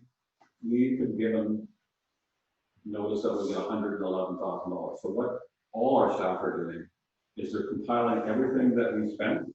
So let's take a number, say $10,000 that was lost in revenue, then that 110, now it's 100,000 because we're going to put that 10,000 there. So yes, that's what we're doing. So at the next meeting, we will have a report as to what we've spent to date, what improvements we have to make in the future, and you know how we're going to use that 110. Because when that second call comes for a application to get the second intake, we're going to have to show that we spent the first intake. So we're going to have a, so yes, Councilor Burke, that will come to that meeting. Thank you. So public meetings, and these are different than regular council meetings. These are things where we do minor variances, and we did one at Rankin. So the council was there. You only had a couple of people at the meeting, or We had eight people. So you rent a big hall. It's not, and tonight, you know, you had 3 people for 2 meetings. What I'm suggesting is that we could use Melissa Bishop Park outside if we have a large group.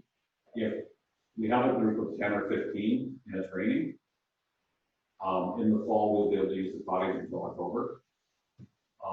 And then we would move it to Golden Lake. So Golden Lake Community Center is something that we can put 15 people in. And the way council has to be set up, and we've already looked at this, is in a row. So you'd be in a panel row. It's not very good for like having a council meeting, you can't talk to each other. But for a 10-minute or a 5-minute meeting, it works out. So the people would be on one side and council would just be straight. So that would be our plan going to the point where when we have to have a meeting. So, and again, we have limited space. So in those spaces, because they are public meetings, when it's enclosed, we all have to wear masks, including the public. So that would be the recommendation for going forward public meetings. Now budget, and this is an important one. We're suggesting that council direct staff to do what's called a status quo budget. And a status quo budget is different than 0%. If we bring you a budget, and my plan is that December 31st, we have a budget to council. So hopefully the new year, we can start having meetings where a lot of people can attend, possibly, and be in the same room. A status quo budget, as opposed to a 0% or 5% budget, is we're going to bring you a budget that's the same as last year. So if you give me a 0%, I can give myself a 20% raise. If you say status quo, I'm not supposed to change it. So we would put in the cost of living index, we would put in the normal things that we do with the budget. But we wouldn't change anything in operations. And then when we come to January 1st, we would start having regular budget meetings and accelerated to really get to that February 23rd, which will pass to the 22nd this year. You would bring your homework and staff's homework within that first meeting. This is all the capital stuff. This is the road that we were going to do. This is the trail. These are all those things. This is your wish list. And then you're mainly dealing with the capital stuff. And you're going to look at the status quo and say, yeah, that looks fairly good. But it'll be a quicker process. So what this is suggesting is starting out on January 1st, knowing what you have in your budget. And it's basically going to be status quo with the increments that we would put on, which will be all noted basically in red. And this does two things. One, it gives council the ability to do that public meeting thing where people, and I can't guarantee that's going to, because I don't know what crystal ball is going to say that we can open up the council chamber. I'm hoping January 1st that we can do some sort of people in the room meeting. Or council can choose, January 1st, say, we're going to have these meetings at Rankin.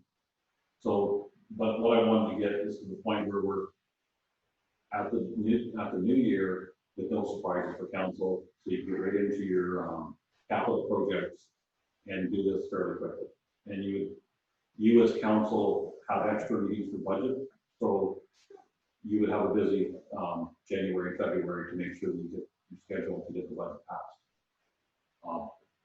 So that's what we're suggesting. I have another reason to suggest this, and it comes in a further report. Basically, we got a little bit of a change in our treasury during that time, so it allows a new person to come in with the budget already in base. So we've actually started on the status quo now to be ahead, but that's what we have at the end of the year. So, Councilor Burke? When we start our budget and we do the first part, shouldn't we have our tenders out for our roads before we finalize the budget? So we know how much money we need for our roads? But this year, we did the roads, and then we found out we're $600,000 short. We should do the RFPs before we finalize the budget, so we know how much money we need on each road. And then we won't come like, be sitting in the dark with $600,000 shortfall. So it was a bit of an anomaly that and sometimes you get those things with things come in, but you have to have your money before you can do your RFP. Now, what you can do, and if council chooses to do that, is you could have a third party do your estimates on your jobs. They're going to pad it very substantially because they don't want to be wrong. I would suggest that council, in your first couple of meetings in January, and we'll say that you want to do First Street, because we don't have a First Street, and you want to spend 100,000 on that, pre-approved First Street, so you can get your tender out right away. It's not normal to be that far off. And I've done road projects for many years, and I would say that's one of the biggest surprises I've ever had. That said, my last municipality that they just did a road project this year that they estimated at basically 10 million, and it came in at 20. That's a big difference. But, and they found there's more, but we do our best to do projects. The quantities change the value of the project. In the end, you're going to get 95% of those projects done this year. We did good because we stayed even as we were going through the projects, but we were very shocked to have that much of a change. But you really have to budget first and then do your RFP.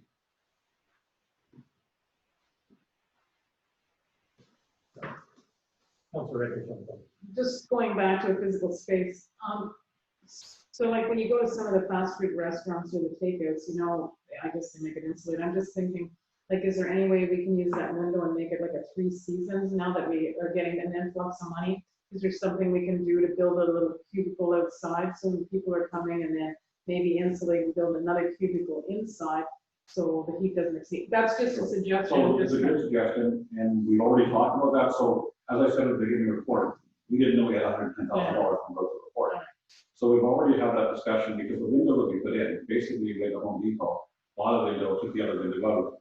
If we want to make that permanent, we've got to take a big window out and make a takeout window that's permanent. So that's a good idea, and it's a better idea than have 110,000. No, yeah, that's Look for at sure. it. But no, it's okay that you're thinking of it. I just thought it might be just a different way. And sometimes people, like if you're only going to be there 10 minutes, you don't mind being in the cold. Number one, you don't have to wear the mask. Number two, people are worried about contamination, so it's not like they're going to be coming inside. And number three, that's easier for you guys because you're not disinfecting all the stuff that the person touched when they came in. We'll accommodate that in that report, just like you said about the other stuff. It's when you write your Christmas list, then you find out that you've got an extra big check. No, and it's a great thing to happen. Like I was thinking, like, you know, how you talked about how those panels, how much it costs to rent them, right? And then I was thinking, holy jumpins, if we buy the panels that you can use at different things, then you know you always have. I mean, and I know you guys figured it out. You guys are ahead of me. So just on the panels, we're putting a proper fence up there, because now we can do that. Because the panels, we had to block everything off. Yeah. And now we don't have to block everything off, so we're just going to have a friendly interior fence. That, yes, could be used someplace else in the future. Here's a good suggestion, because I was asking staff the same thing. Could you make that window a little more 3 season than? Yeah, because I know, like, when you go to and I know it must be cold there, and I'm not saying, but I mean, it's not like you're getting people every hour, like, you know, dealing with, I mean, you know, and it would be a little cold, but I think you have the technology to somehow make it. I mean, they do it at Dairy Queen. The other request that we're getting, the other biggest request is window is a hot price for that. Yeah. But I mean, it's like, I mean, like you said, it's a way of keeping the public out. It's still serious, and I think it's a win-win for everybody. And especially now we got some moolah. Okay, seeing no other comments or questions, I'll ask for the vote. Councillor Buckwell? Yes. Councillor Burke? Yes. Councillor Reggie-Schoenfeld? Yes. Councillor Robinson? Yes. And yes, that's carried. Thank you.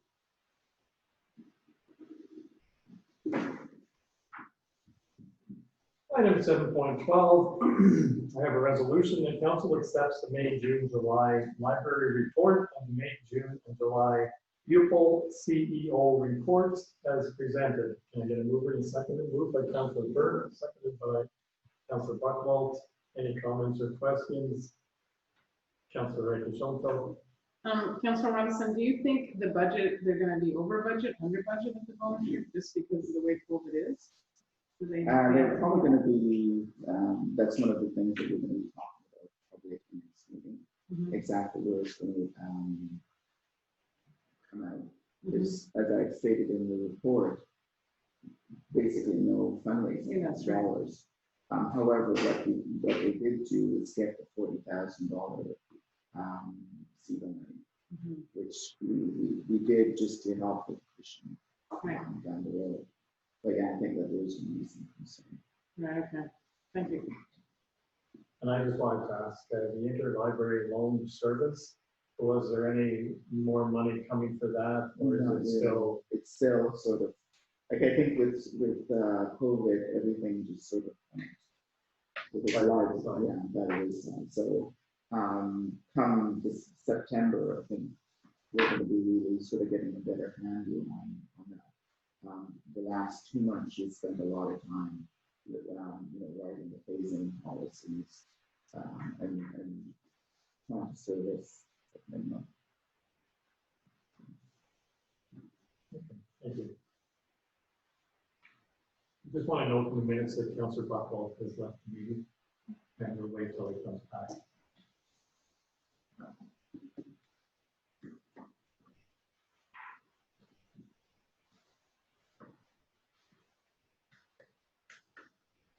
I wonder if there's a portable, like, workstation, like, you know what I mean, like, if they have one that's already constructed, for the window? They actually have a whole bunch of things out now. Mhm. They actually have, and I was looking at it the other day, a portable workstation for cutting hair.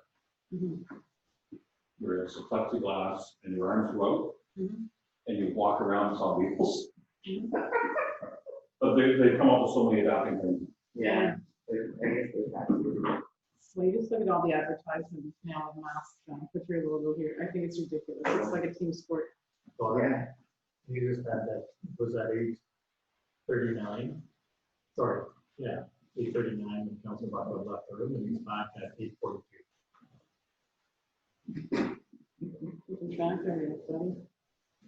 So I'll call for the vote to accept the library reports. Councillor Buckle, Yes. Councillor Burke, Yes. Councillor Reggie Schoenfeld, Yes, Councillor Robinson, Yes. and yes, that's carried. Thank you very much.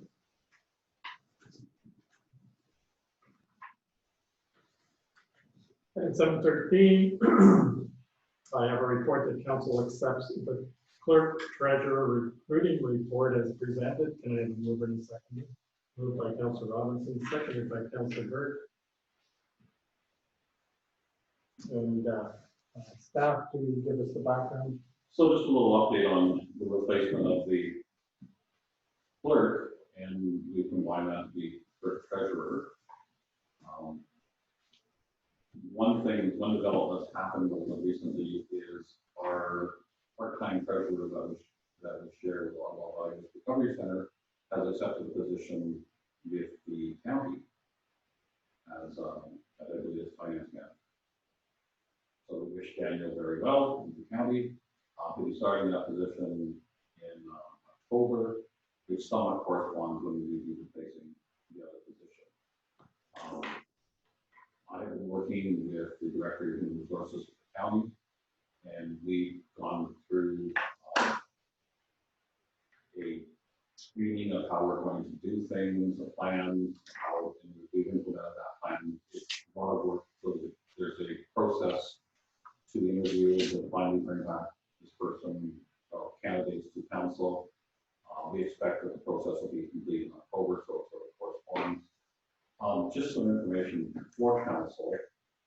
The clerk treasurer, when you put the two positions together, you have to take the responsibilities of the treasurer and clerk and combine them together. And you go through a process of pay equity and the value of the job. So the clerk treasurer gets paid more than the treasurer and more than clerk, and those are together. So when you looked at status quo, we were looking at the 64 to 74 range and 40,000 that we estimate part-time treasurer's cost. When we go to the new position, because of the movement on the grid, the savings in payroll would be $20,000 to $40,000 per year. The savings would be a little more substantial because we put benefits into that as more savings. That would be the annual savings. Ultimately, in my plan or our plan, and some of my plan because I'm gonna go away someday. At retirement, we would hope that this role would work into being a CAO with designation of clerk treasurer, and then we have a deputy treasurer, clerk. That would give you significant savings, bringing the savings in the $60,000 to $70,000 range. So this is a progression, but right off the bat, you'd be saving $20,000 to $40,000 for this person and someone like that. That's the right result. How do they decide where they end up on the grid? Who decides that, I should say? So where they end up in the grid. So when you hire someone, you may get someone that doesn't have all the qualifications. And you may say, well, you might want to get a lot, but we're going to start you at the starting rate. Or even they have all the qualifications. Or you're going to get the most super candidate in the world that you want. And you've all decided you really want this candidate. And they say, I sort of want the job, but I'm not going to do it for 7 cents. So we may negotiate. So is that you negotiating or the county? Or is it No, this would be the township. the town? Okay, I just So wanted, yeah. that part would be, when you hire a senior employee, we would, so the county, through Bruce Baker and myself, we would do that offer. And then there may be a counter offer that comes back, or we may come to council, and this is going to be done close to negotiations, but I can say what we process. Right. Is we would come to you and say, okay, this is the best clerk treasurer in all of Ontario. We need to give this person $85,000. Right. And council's going to say, well, we don't necessarily need, or we do want that person. So that's where the negotiation comes in a closed thing. And there may or may not be negotiation. We just believe that person starts at the bottom of the grid. We are working at revising our grid in the progression of the grid, because we have so many different variables within the township of part-time people and full-time people. And, there's nothing in the grid, for example, for the first year. My personal opinion is if a person thought the person up one for being there, you decided you want the person, so you can put them up. And then after that, you need to look at there. So that's another component, not part of this report. But I just wanted to show council that you are getting a savings by combining the two roles, and you're getting a person on the ground full-time. Thank you. Any other questions, comments? Seeing none, call for the vote. Councillor Buckwald. Yes. Councillor Burns. Yes. Councillor Ivey-Schoenfeld. Yes. Councillor Robinson. Yes. And yes, that's carried. Thank you.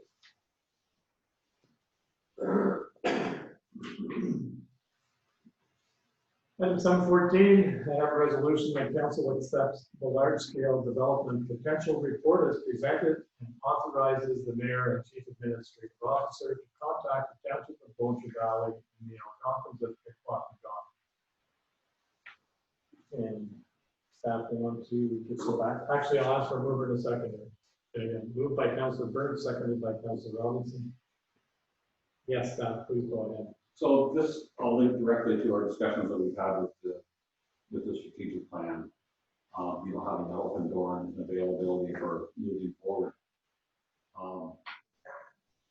I call this report basically being able to pick up the phone and someone says, hey, I want to put a big subdivision in your township. Do you have utilities? And we say no. Or you say, we don't have utilities, but we talk to our neighbor and they're willing to share. So that's what this is. Basically, we don't have any water and sewer capacity. We know someday that maybe Pickwaukee will. I've looked at Eganville, their distribution and collection system, and there is spare capacity there. Whether they choose to use it or choose to share it, we don't know until we ask. So this is not making a deal. It's just saying to our neighbor, hey, if we ever want to do something, would you share it? So that's the first step. It's just being able to answer the phone someday when someone wants to put something big in your neighborhood and say, yeah, we've already talked about that, and share it. Or maybe our neighbor's not willing to share.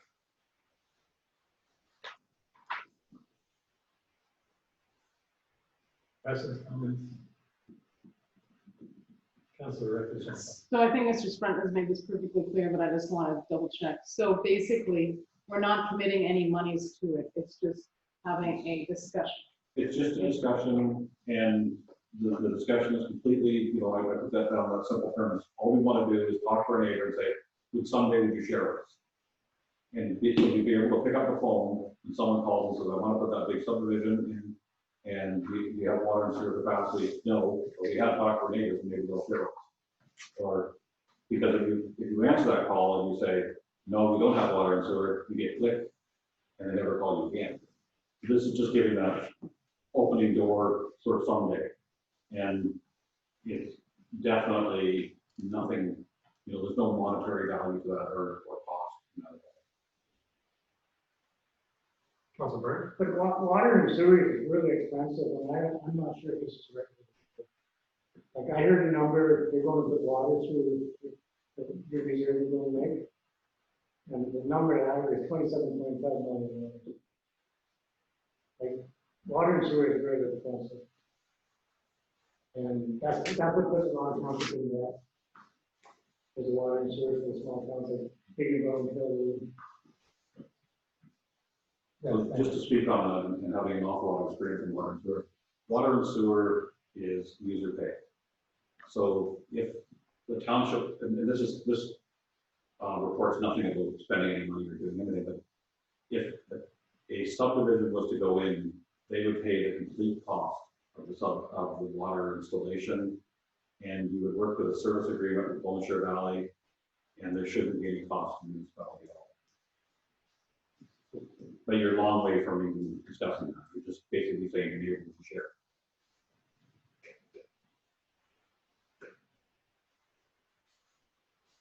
Seeing no other comments or questions, I'll call for the vote. Councilor Buckles? Yes. Councilor Burke? No. Councilor Ricketson? Yes. Councilor Robinson? Yes. And a yes. Carried, thank you.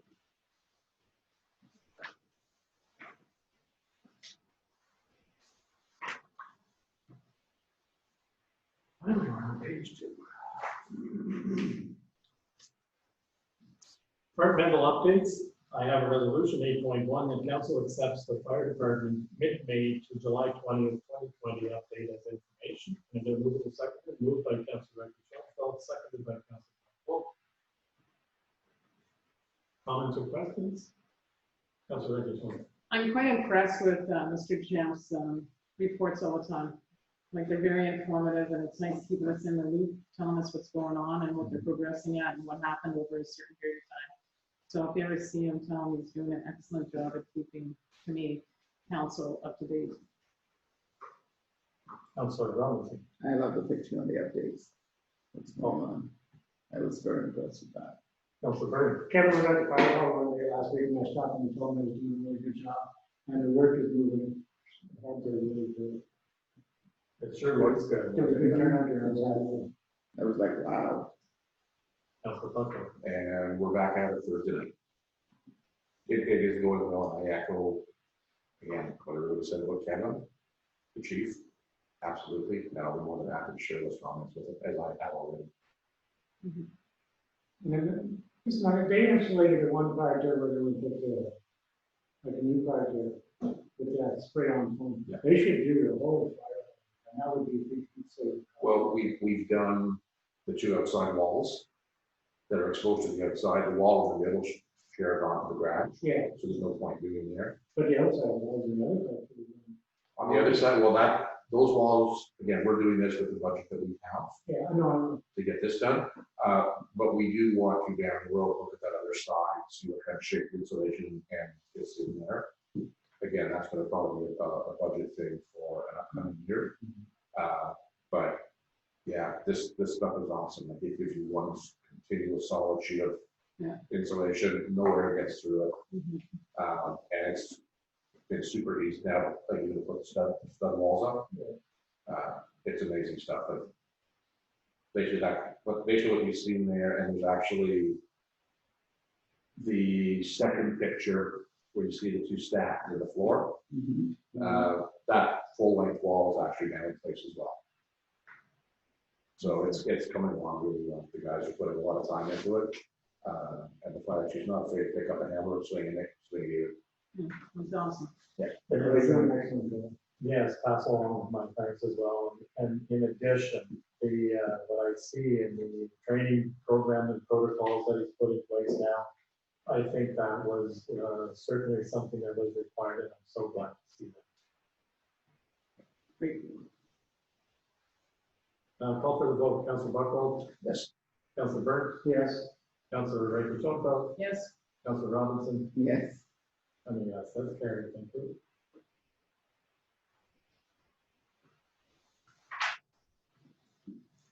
Item 8.2, have a resolution the council accepts the public works update as information. Can I get a mover and a seconder? Moved by Councillor Rachel Schoenfeld, seconded by Councillor Buckwald.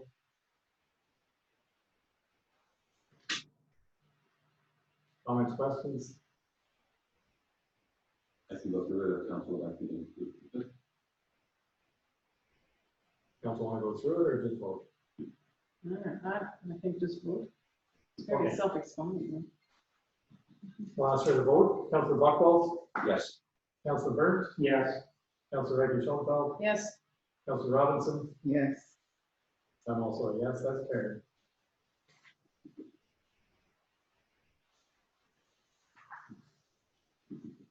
Item 8.3, I have a resolution that council accepts the strategic plan update as information. Can I get a mover and a seconder?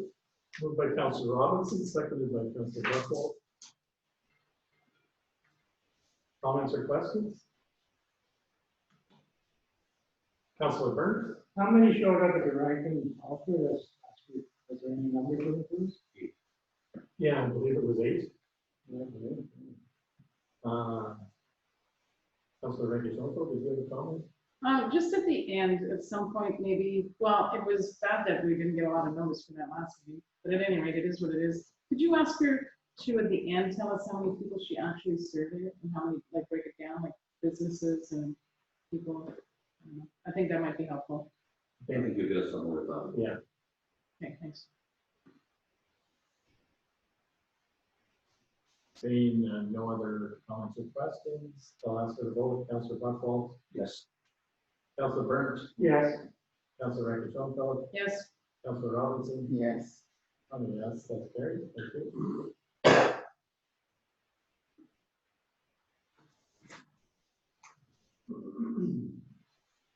Item 8.4, I have a resolution that council accepts the bylaw enforcement update as information. Can I get a move in a second? Moved by Councillor Buckwald, seconded by Councillor Burns. Questions or comments? Councillor Burns? Yes, the one here, one complaining was person that everything was recount. No, they weren't mine, thanks, though. We did get a call or comment regarding the horse complaint that our bylaw officer did. And it was a compliment for how she handled it. And I told the person that I'm going to give her 6 more bucks. She was doing very well.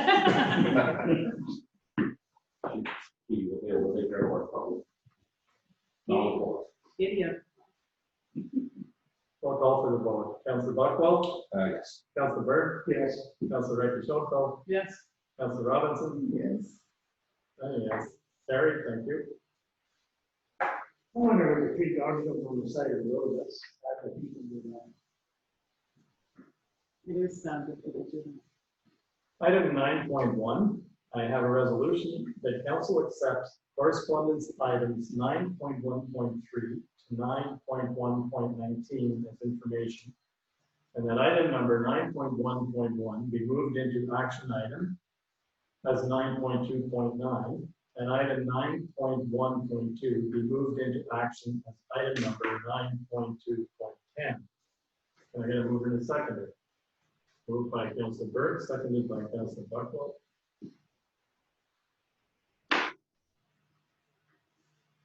Comments or questions? I'll ask for the vote. Councillor Buckwald, Yes. Councillor Burke, Yes. Councillor Rachel Schoenfeld, Yes. Councillor Robinson, Yes. and yes, that's carried. Thank you.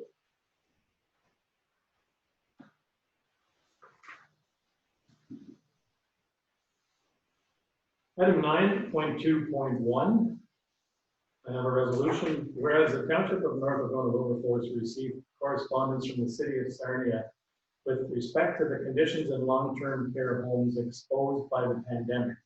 Be it resolved that the Township of North Algona Wilberforce hereby supports the resolution passed on June 22nd, 2020. And further be it resolved that this resolution be sent to the Honorable Doug Ford, Premier of Ontario, MPP John Yakubuski, in the city of Sarnia City Clerk's Office. Comments or questions? So call for the vote. Councillor Buchwald, Yes. Councillor Burns, Yes. Councillor Reggie Schoenfeld, Yes. Councillor Robinson, Yes. and a yes, that's carried. Mayor Rose, Yes, there wasn't a resolution passed non-action ones? yeah, there was. It was to, that's the one we just did, to accept them as Except in one or correspondence. two, okay. That was one, two, okay.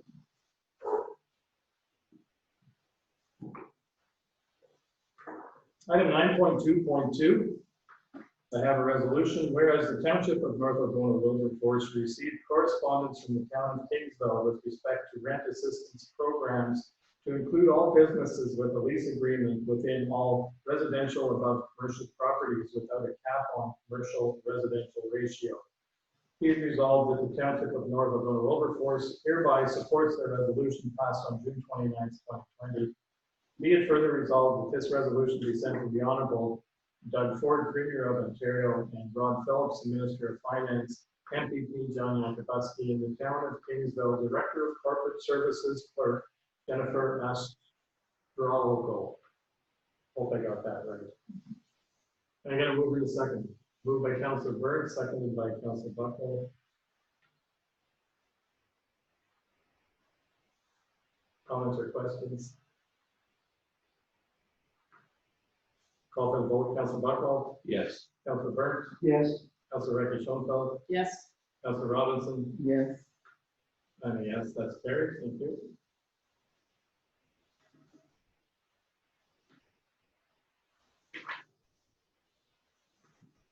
Item 9.2.3, I have a resolution whereas the Township of North Algona Wilberforce received correspondence from the city of Oshawa with respect to the federal, provincial, and regional governments help local municipalities assist their local social, cultural, service clubs, and children, youth, minor sporting organizations with clear and definitive relief funding programs through these trying times inflicted by the pandemic.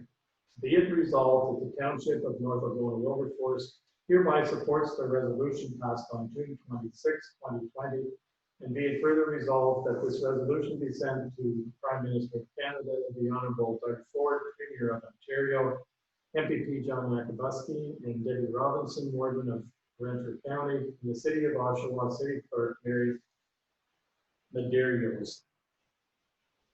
Can I get a mover and a seconder? Moved by Councilor Reggie Schoenfeld, seconded by Councilor Burns. Comments or questions? Call for the vote. Councilor Buchwald, Yes. Councilor Burns, Yes. Councilor Reggie Schoenfeld, Yes. Councilor Robinson, Yes. and myself, yes, that's carried.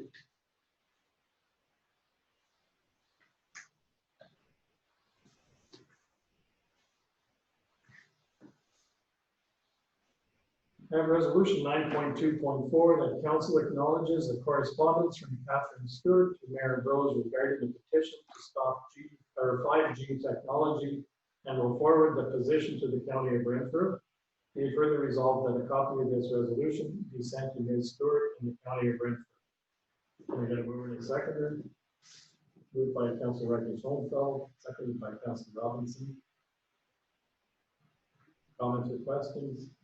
Councilor Buchwald? So what exactly are we sending to the county? Are we supporting this or just forwarding this? It's just to forward the letter, that's all. The petition can move forward. Any other comments, questions? I'll call for the vote. Councilor Buchwald? No. Councilor Burns? Yes. Councilor Reggie Schoenfeld? Yes. Councilor Robinson? Yes. And I'm a yes. That's carried. Thank you.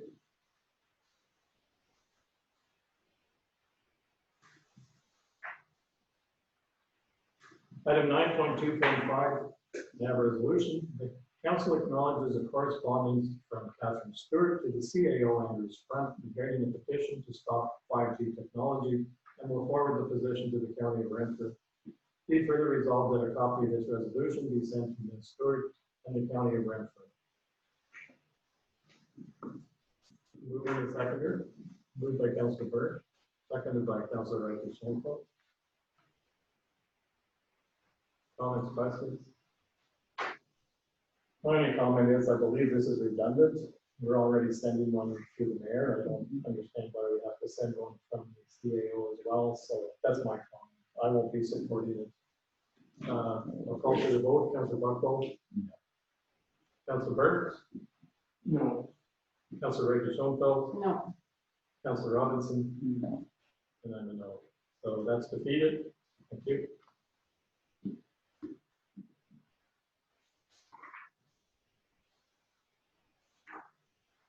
I have resolution 9.2.6. Whereas the Township of North Algona Wilberforce received correspondence from the municipality of Chatham-Kent with respect to support the private members bill put forward by Majid Johari, M36, Emancipation Day, 43rd Parliament, First Session. Be it resolved that the Township of North Algona Wilberforce hereby supports their resolution passed on July 20th, 2020. Be it further resolved that this resolution be sent to MP Cheryl Gallant and the municipality of Chatham-Kent Clerk Judy Smith. Can I get a mover and a seconder? Moved by Councilor Froome, seconded by Councilor Robinson. Comments or questions? Can you bring up the letter, please? I just wanted to review them.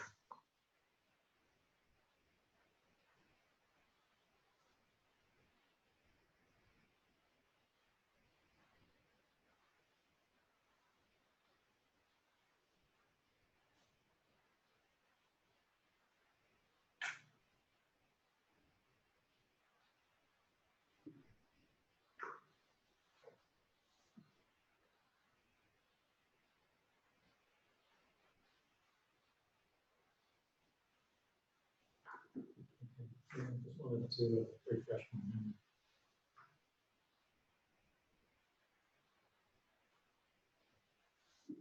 Okay. Any comments, questions? I'll call for the vote. Councilor Buckle? Yes. Councilor Burke? Yes. Councilor Wright-Shanko? Yes. Councilor Robinson? Yes. And yes, that's carried. Thank you.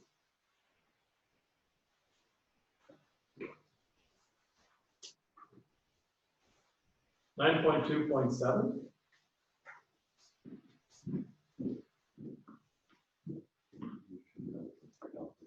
Yes, you know that's right. What's the time there? 9:08. 9:08. Can you close the door, please, Olivia? Thank you.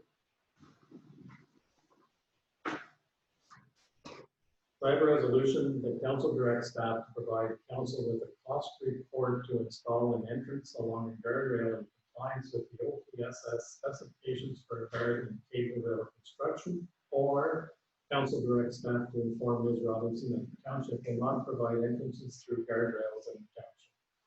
I got to move it to second. Moved by Councilor Burke, seconded by Councilor Buchwald. Comments? Questions? Maybe staff can provide a little bit of information. So I did provide the provincial standards, so you know there's a lot of work to do this. I looked for a picture that sort of demonstrated what a entrance would look like. So to have a termination of a guardrail, you can't just cut it and you wrap it around the post. Basically, when you terminate a guardrail, you want the car that's coming out to block the guardrail. So that's what you see on, and you also need the anchor. So typically on a guardrail, and I'm going to just, I'll just go through there, and I'll probably, it's easier to just walk up. To do that transition where you go into the anchor, on most guardrails, you will find that the anchor's here, your rails here, your cable's here, and then it's up to the next one. You need two posts to go. If you want the transition to be more sudden, a steeper angle, you did more substantial anchor. And you need that anchor that's gonna fold that over and go up again. So what we have here, and it's not a good demonstration, but it's the best I could find, is the guardrail and the guard cables. There would be a separation between them. So you'd end up, if you wanted to have a entrance here, this would be like this, and then right here it would go down. So it's a substantial thing to do an opening. There's a liability if you do any other way, so there's a big cost to it. And if you're looking at one resident, if you just had to wrap it around, you might be $500, but you're going to be a few $1,000s to do an entrance, if that's what someone wants. So council could, you could say, go ahead and make up a program where people pay to do an entranceway for a walkover. You can't put a staircase over it because you're infringing on the road. The cost is probably going to be prohibitive. And we may have to look at other parts of the standard. So if I'm property owner here and I want to have it, and I'm property owner here, I may have to do that guardrail system a whole different way because the grade is closer. So, and there may not be the space. And also I may be encroaching on the frontage of another property just to do this. So it's up to council to decide as a resident that wrote in about this. If council wants to entertain that, you'd be entertaining it along White Church, but you'd probably open it up for the whole township. Guardrail. I will say that we've had issues along White Church where there's been cables taken off and loosened, and you're only allowed 7 millimeters to play on cable. I think it's 7 or 6. So you can't have flat cables, so we have to tighten them up. Yes, it's an issue to get to those road shore allowances that people want, but you can't really do guardrail down because you have a liability once it's up. Councilor Buckland. So I haven't driven through there to take a look at it. Is it steel guardrail there or is it cable? It is cable. So sorry, my drawing wasn't able to show that, but I couldn't get one cable doing the same thing. So the railings are just detached. So it's the wooden posts. It's the wooden post. So the transition to an anchor is a post in between. So it starts here, the angle goes down here, and goes into an anchor. And this structure is only here because it's substantial structure to get that transition to be short. Do more residents that just have the same problem in 325? We only have one left. But is there more that could have the same problem? Well, there's certainly people that are going over the guardrail and making it loose, but we only have one request. Councilor Evers, no. I think the unfortunate thing is, I know it's a major aggravation and they did pay for the property, but I think like trying to change all the infrastructure to suit people will be a major aggravation because I don't think we can do it unless we start doing it with one and somebody else might like it and maybe they're willing to pay for it, but that might change just what we did before, right? And like trying to get people to buy the shoreline is expensive enough. I don't know, it's like to me, and it is a safety factor, right? I get it from both sides, but. Councilor Buckland and the other one. Actually, his comment made. Okay. So basically, typically the life of a post is around 20 years. So if you have to do this treatment, the township is going to take into consideration that you have to maintain it. Hope that didn't answer. Councilor Buckland. But on that subject, do we know what the current status of the posts there are? Is this something we may be looking at doing work on in the next few years anyway? We have traditionally replaced posts as they need them. We haven't had the budget that everyone has because they're all posts along the road go. So there have been posts I believe this year replaced, but it's been more of a need be within the municipality. Yes, Councilor Buckland. My next question would be, is the location suitable for you to consider this from a safety and engineering standpoint? We have not done that survey on this particular property because we wanted to have direction from the council, is even something council didn't consider. One of the stretch of road in Church Point, there's only doing one. There's three. Is it? There should be three. There is three. Councilor Buckle? And do we have any kind of ballpark costs as to what the cost of this would be? I'm thinking that if you do this, that you're probably going to get $2,500 or more per treatment. So maybe 5,000 to 1. Depends on which way we can do it, standard. And each place is going to be different.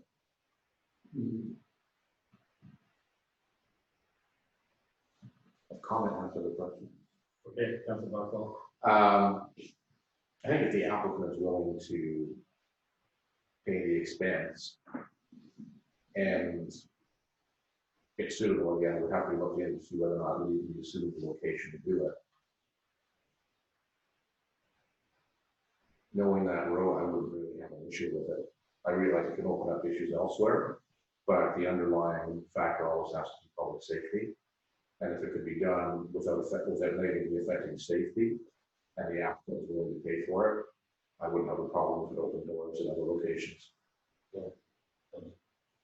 And public would pay for it. One thing that would certainly increase the expense is the place where it is, and we don't know where it's going to be because we haven't done that yet. So if it looks like this, it's easy. But if your rails are here and this is a 6-foot drop, then you have to do consider, because your post can't be 10 feet tall. Your post, the idea of having a post is the strength is in the ground. So it may make it cost prohibitive, but there is an estimate cost for each one, which is somewhat of an engineering task. You could put, if you wanted to, in your rationale to a resident, is they pay the engineering. And then there's no cost to the municipality as a feasibility of it. From my perspective, anything like this would have all the costs back before of the applicant. And again, it would have to be not reduce safety along that stretch. Again, I just can't picture exactly where it is. If there's any curve there, if it's a straight line, or what it's like. So here's not the curve. Well, there's some curves there, yes, and there's some pretty steep drops as well. So the two options we have doesn't mention that one, Councilor Buckle. So maybe what I suggest is if council defeats this one and directs staff to bring one back, that would cover what you're saying, is that if the resident wants to pay for the engineering and the change, then we would consider it.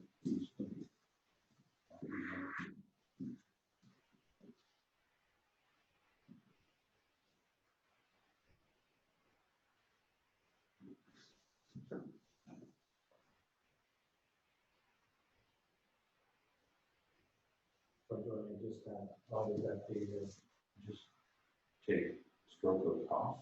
Right. And I think just that statement will give us the, you basically just getting a report on stone.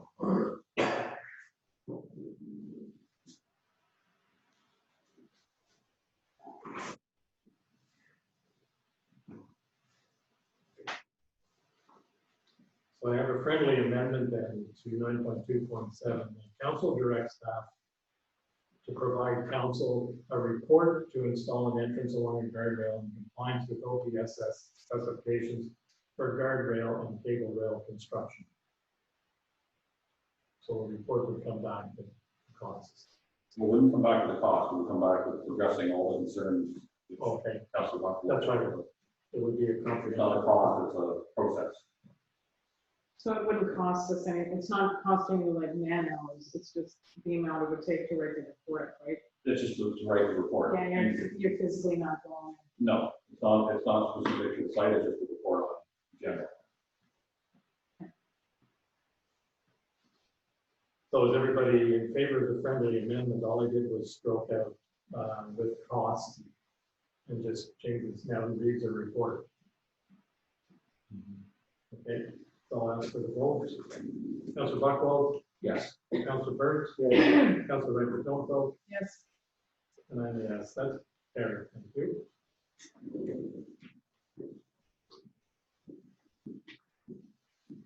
I just want to note the time. I think that Maria comes back.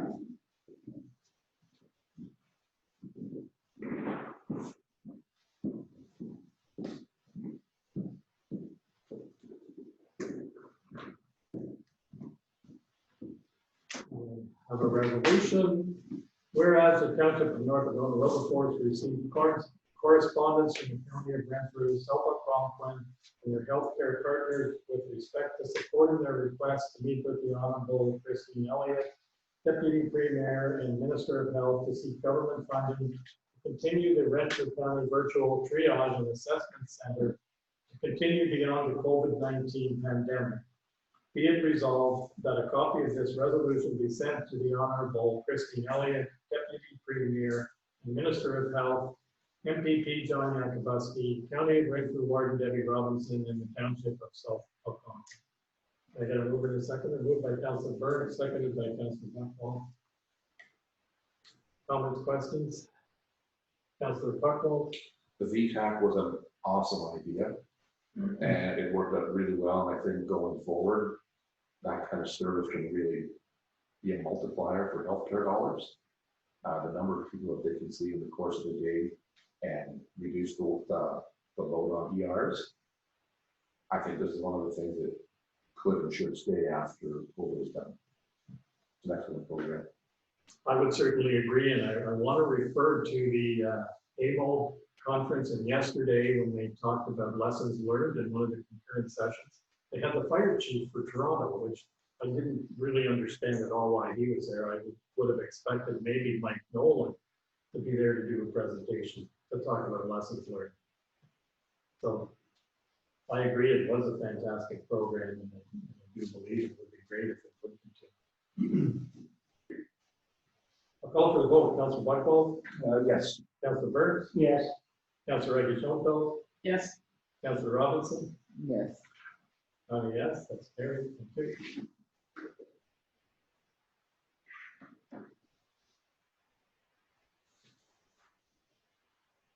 Item 9.2.9, I have a resolution whereas the Township of North Algona Wilberforce received correspondence from the town of Brantford with respect to call upon the governments of Ontario and Canada to fast track the review of current and previous Investing in Canada Infrastructure Program grant applications. Be it resolved that the Township of North Algona Wilberforce hereby supports the resolution passed on June 24th, 2020. Be further resolved that a copy of this resolution be sent to the Right Honourable Prime Minister of Canada, MP Cheryl Gallant, MPP John Yakabuski, the Minister of Infrastructure, and the Town of Brantford. Comments, questions? Can I get a mover in a second? And moved by Councilor Buckwald, seconded by Councilor Robinson.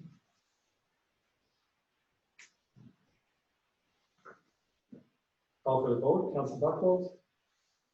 Yes. Sorry. Councilor Burke? Yes.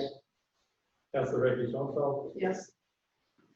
Councilor Robinson? Yes. And yes, that's carried. Thank you.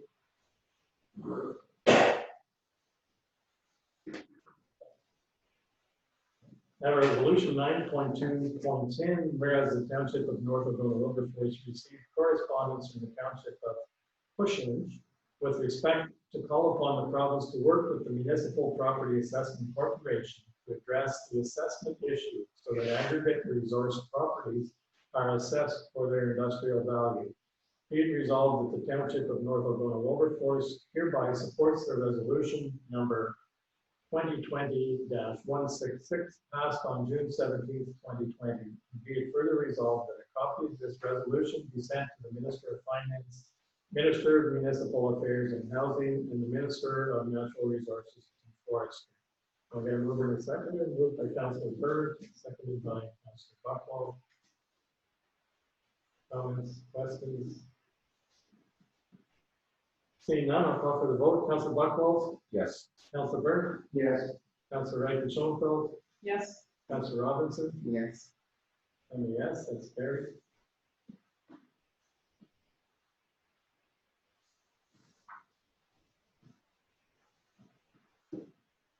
We're getting there.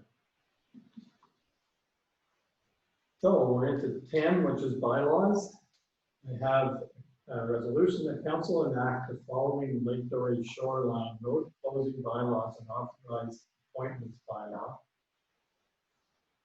2020-68, Paul Langevin, Part 3, Plan 49R-19126 shoreline. 2020-69, Paul Langevin, Part 3, Plan 49R-19126 restricted covenant. 2020-70, bylaw to authorize appointments, addition of the communications committee. Bylaw 2020-71, site-specific zoning for EGN. And bylaw 2020-72, site-specific zoning for Jessup. And I got a mover and a seconder. Moved by Councillor Rafi Schoenfeld, seconded by Councillor Robinson. Comments or questions? I'll call for the vote. Councillor Buchwald, Yes. Councillor Burke, Yes. Councillor Rafi Schoenfeld, Yes. Councillor Robinson, Yes. and a yes, and that's carried.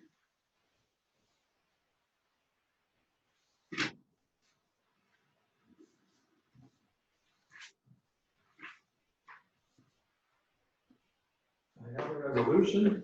Oh, sorry, we're at item number 11, for matters of urgency. Seeing none, are there any notice of motions? Seeing none, we've done reports from committees. Oh, Councillor Buchwald, Mr. Under bylaws, shouldn't we be doing the bylaw authorized appointments? We did. we did, it was part of the one. Oh, it was added, sorry, I missed that. No problem.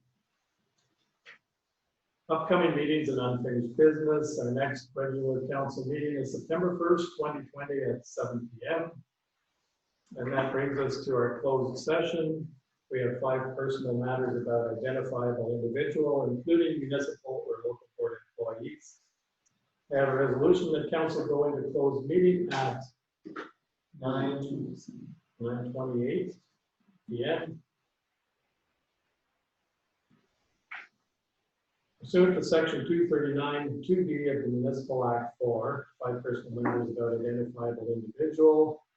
Can I get a mover and a seconder? Moved by Mayor Councilor. Bros, am I on to that? If you have to wait for the next meeting? You'll have to wait till the next meeting. Okay. Can I get a mover and a seconder? Moved by Councilor Burns, seconded by Councilor Buchwald. Call for the vote. Councilor Buchwald, Yes. Councilor Burns, Yes. Councilor Rafi Schoenfeld, Yes. Councilor Robinson, Yes. and myself. Yes, that's carried. Okay, thank you. We are now closed.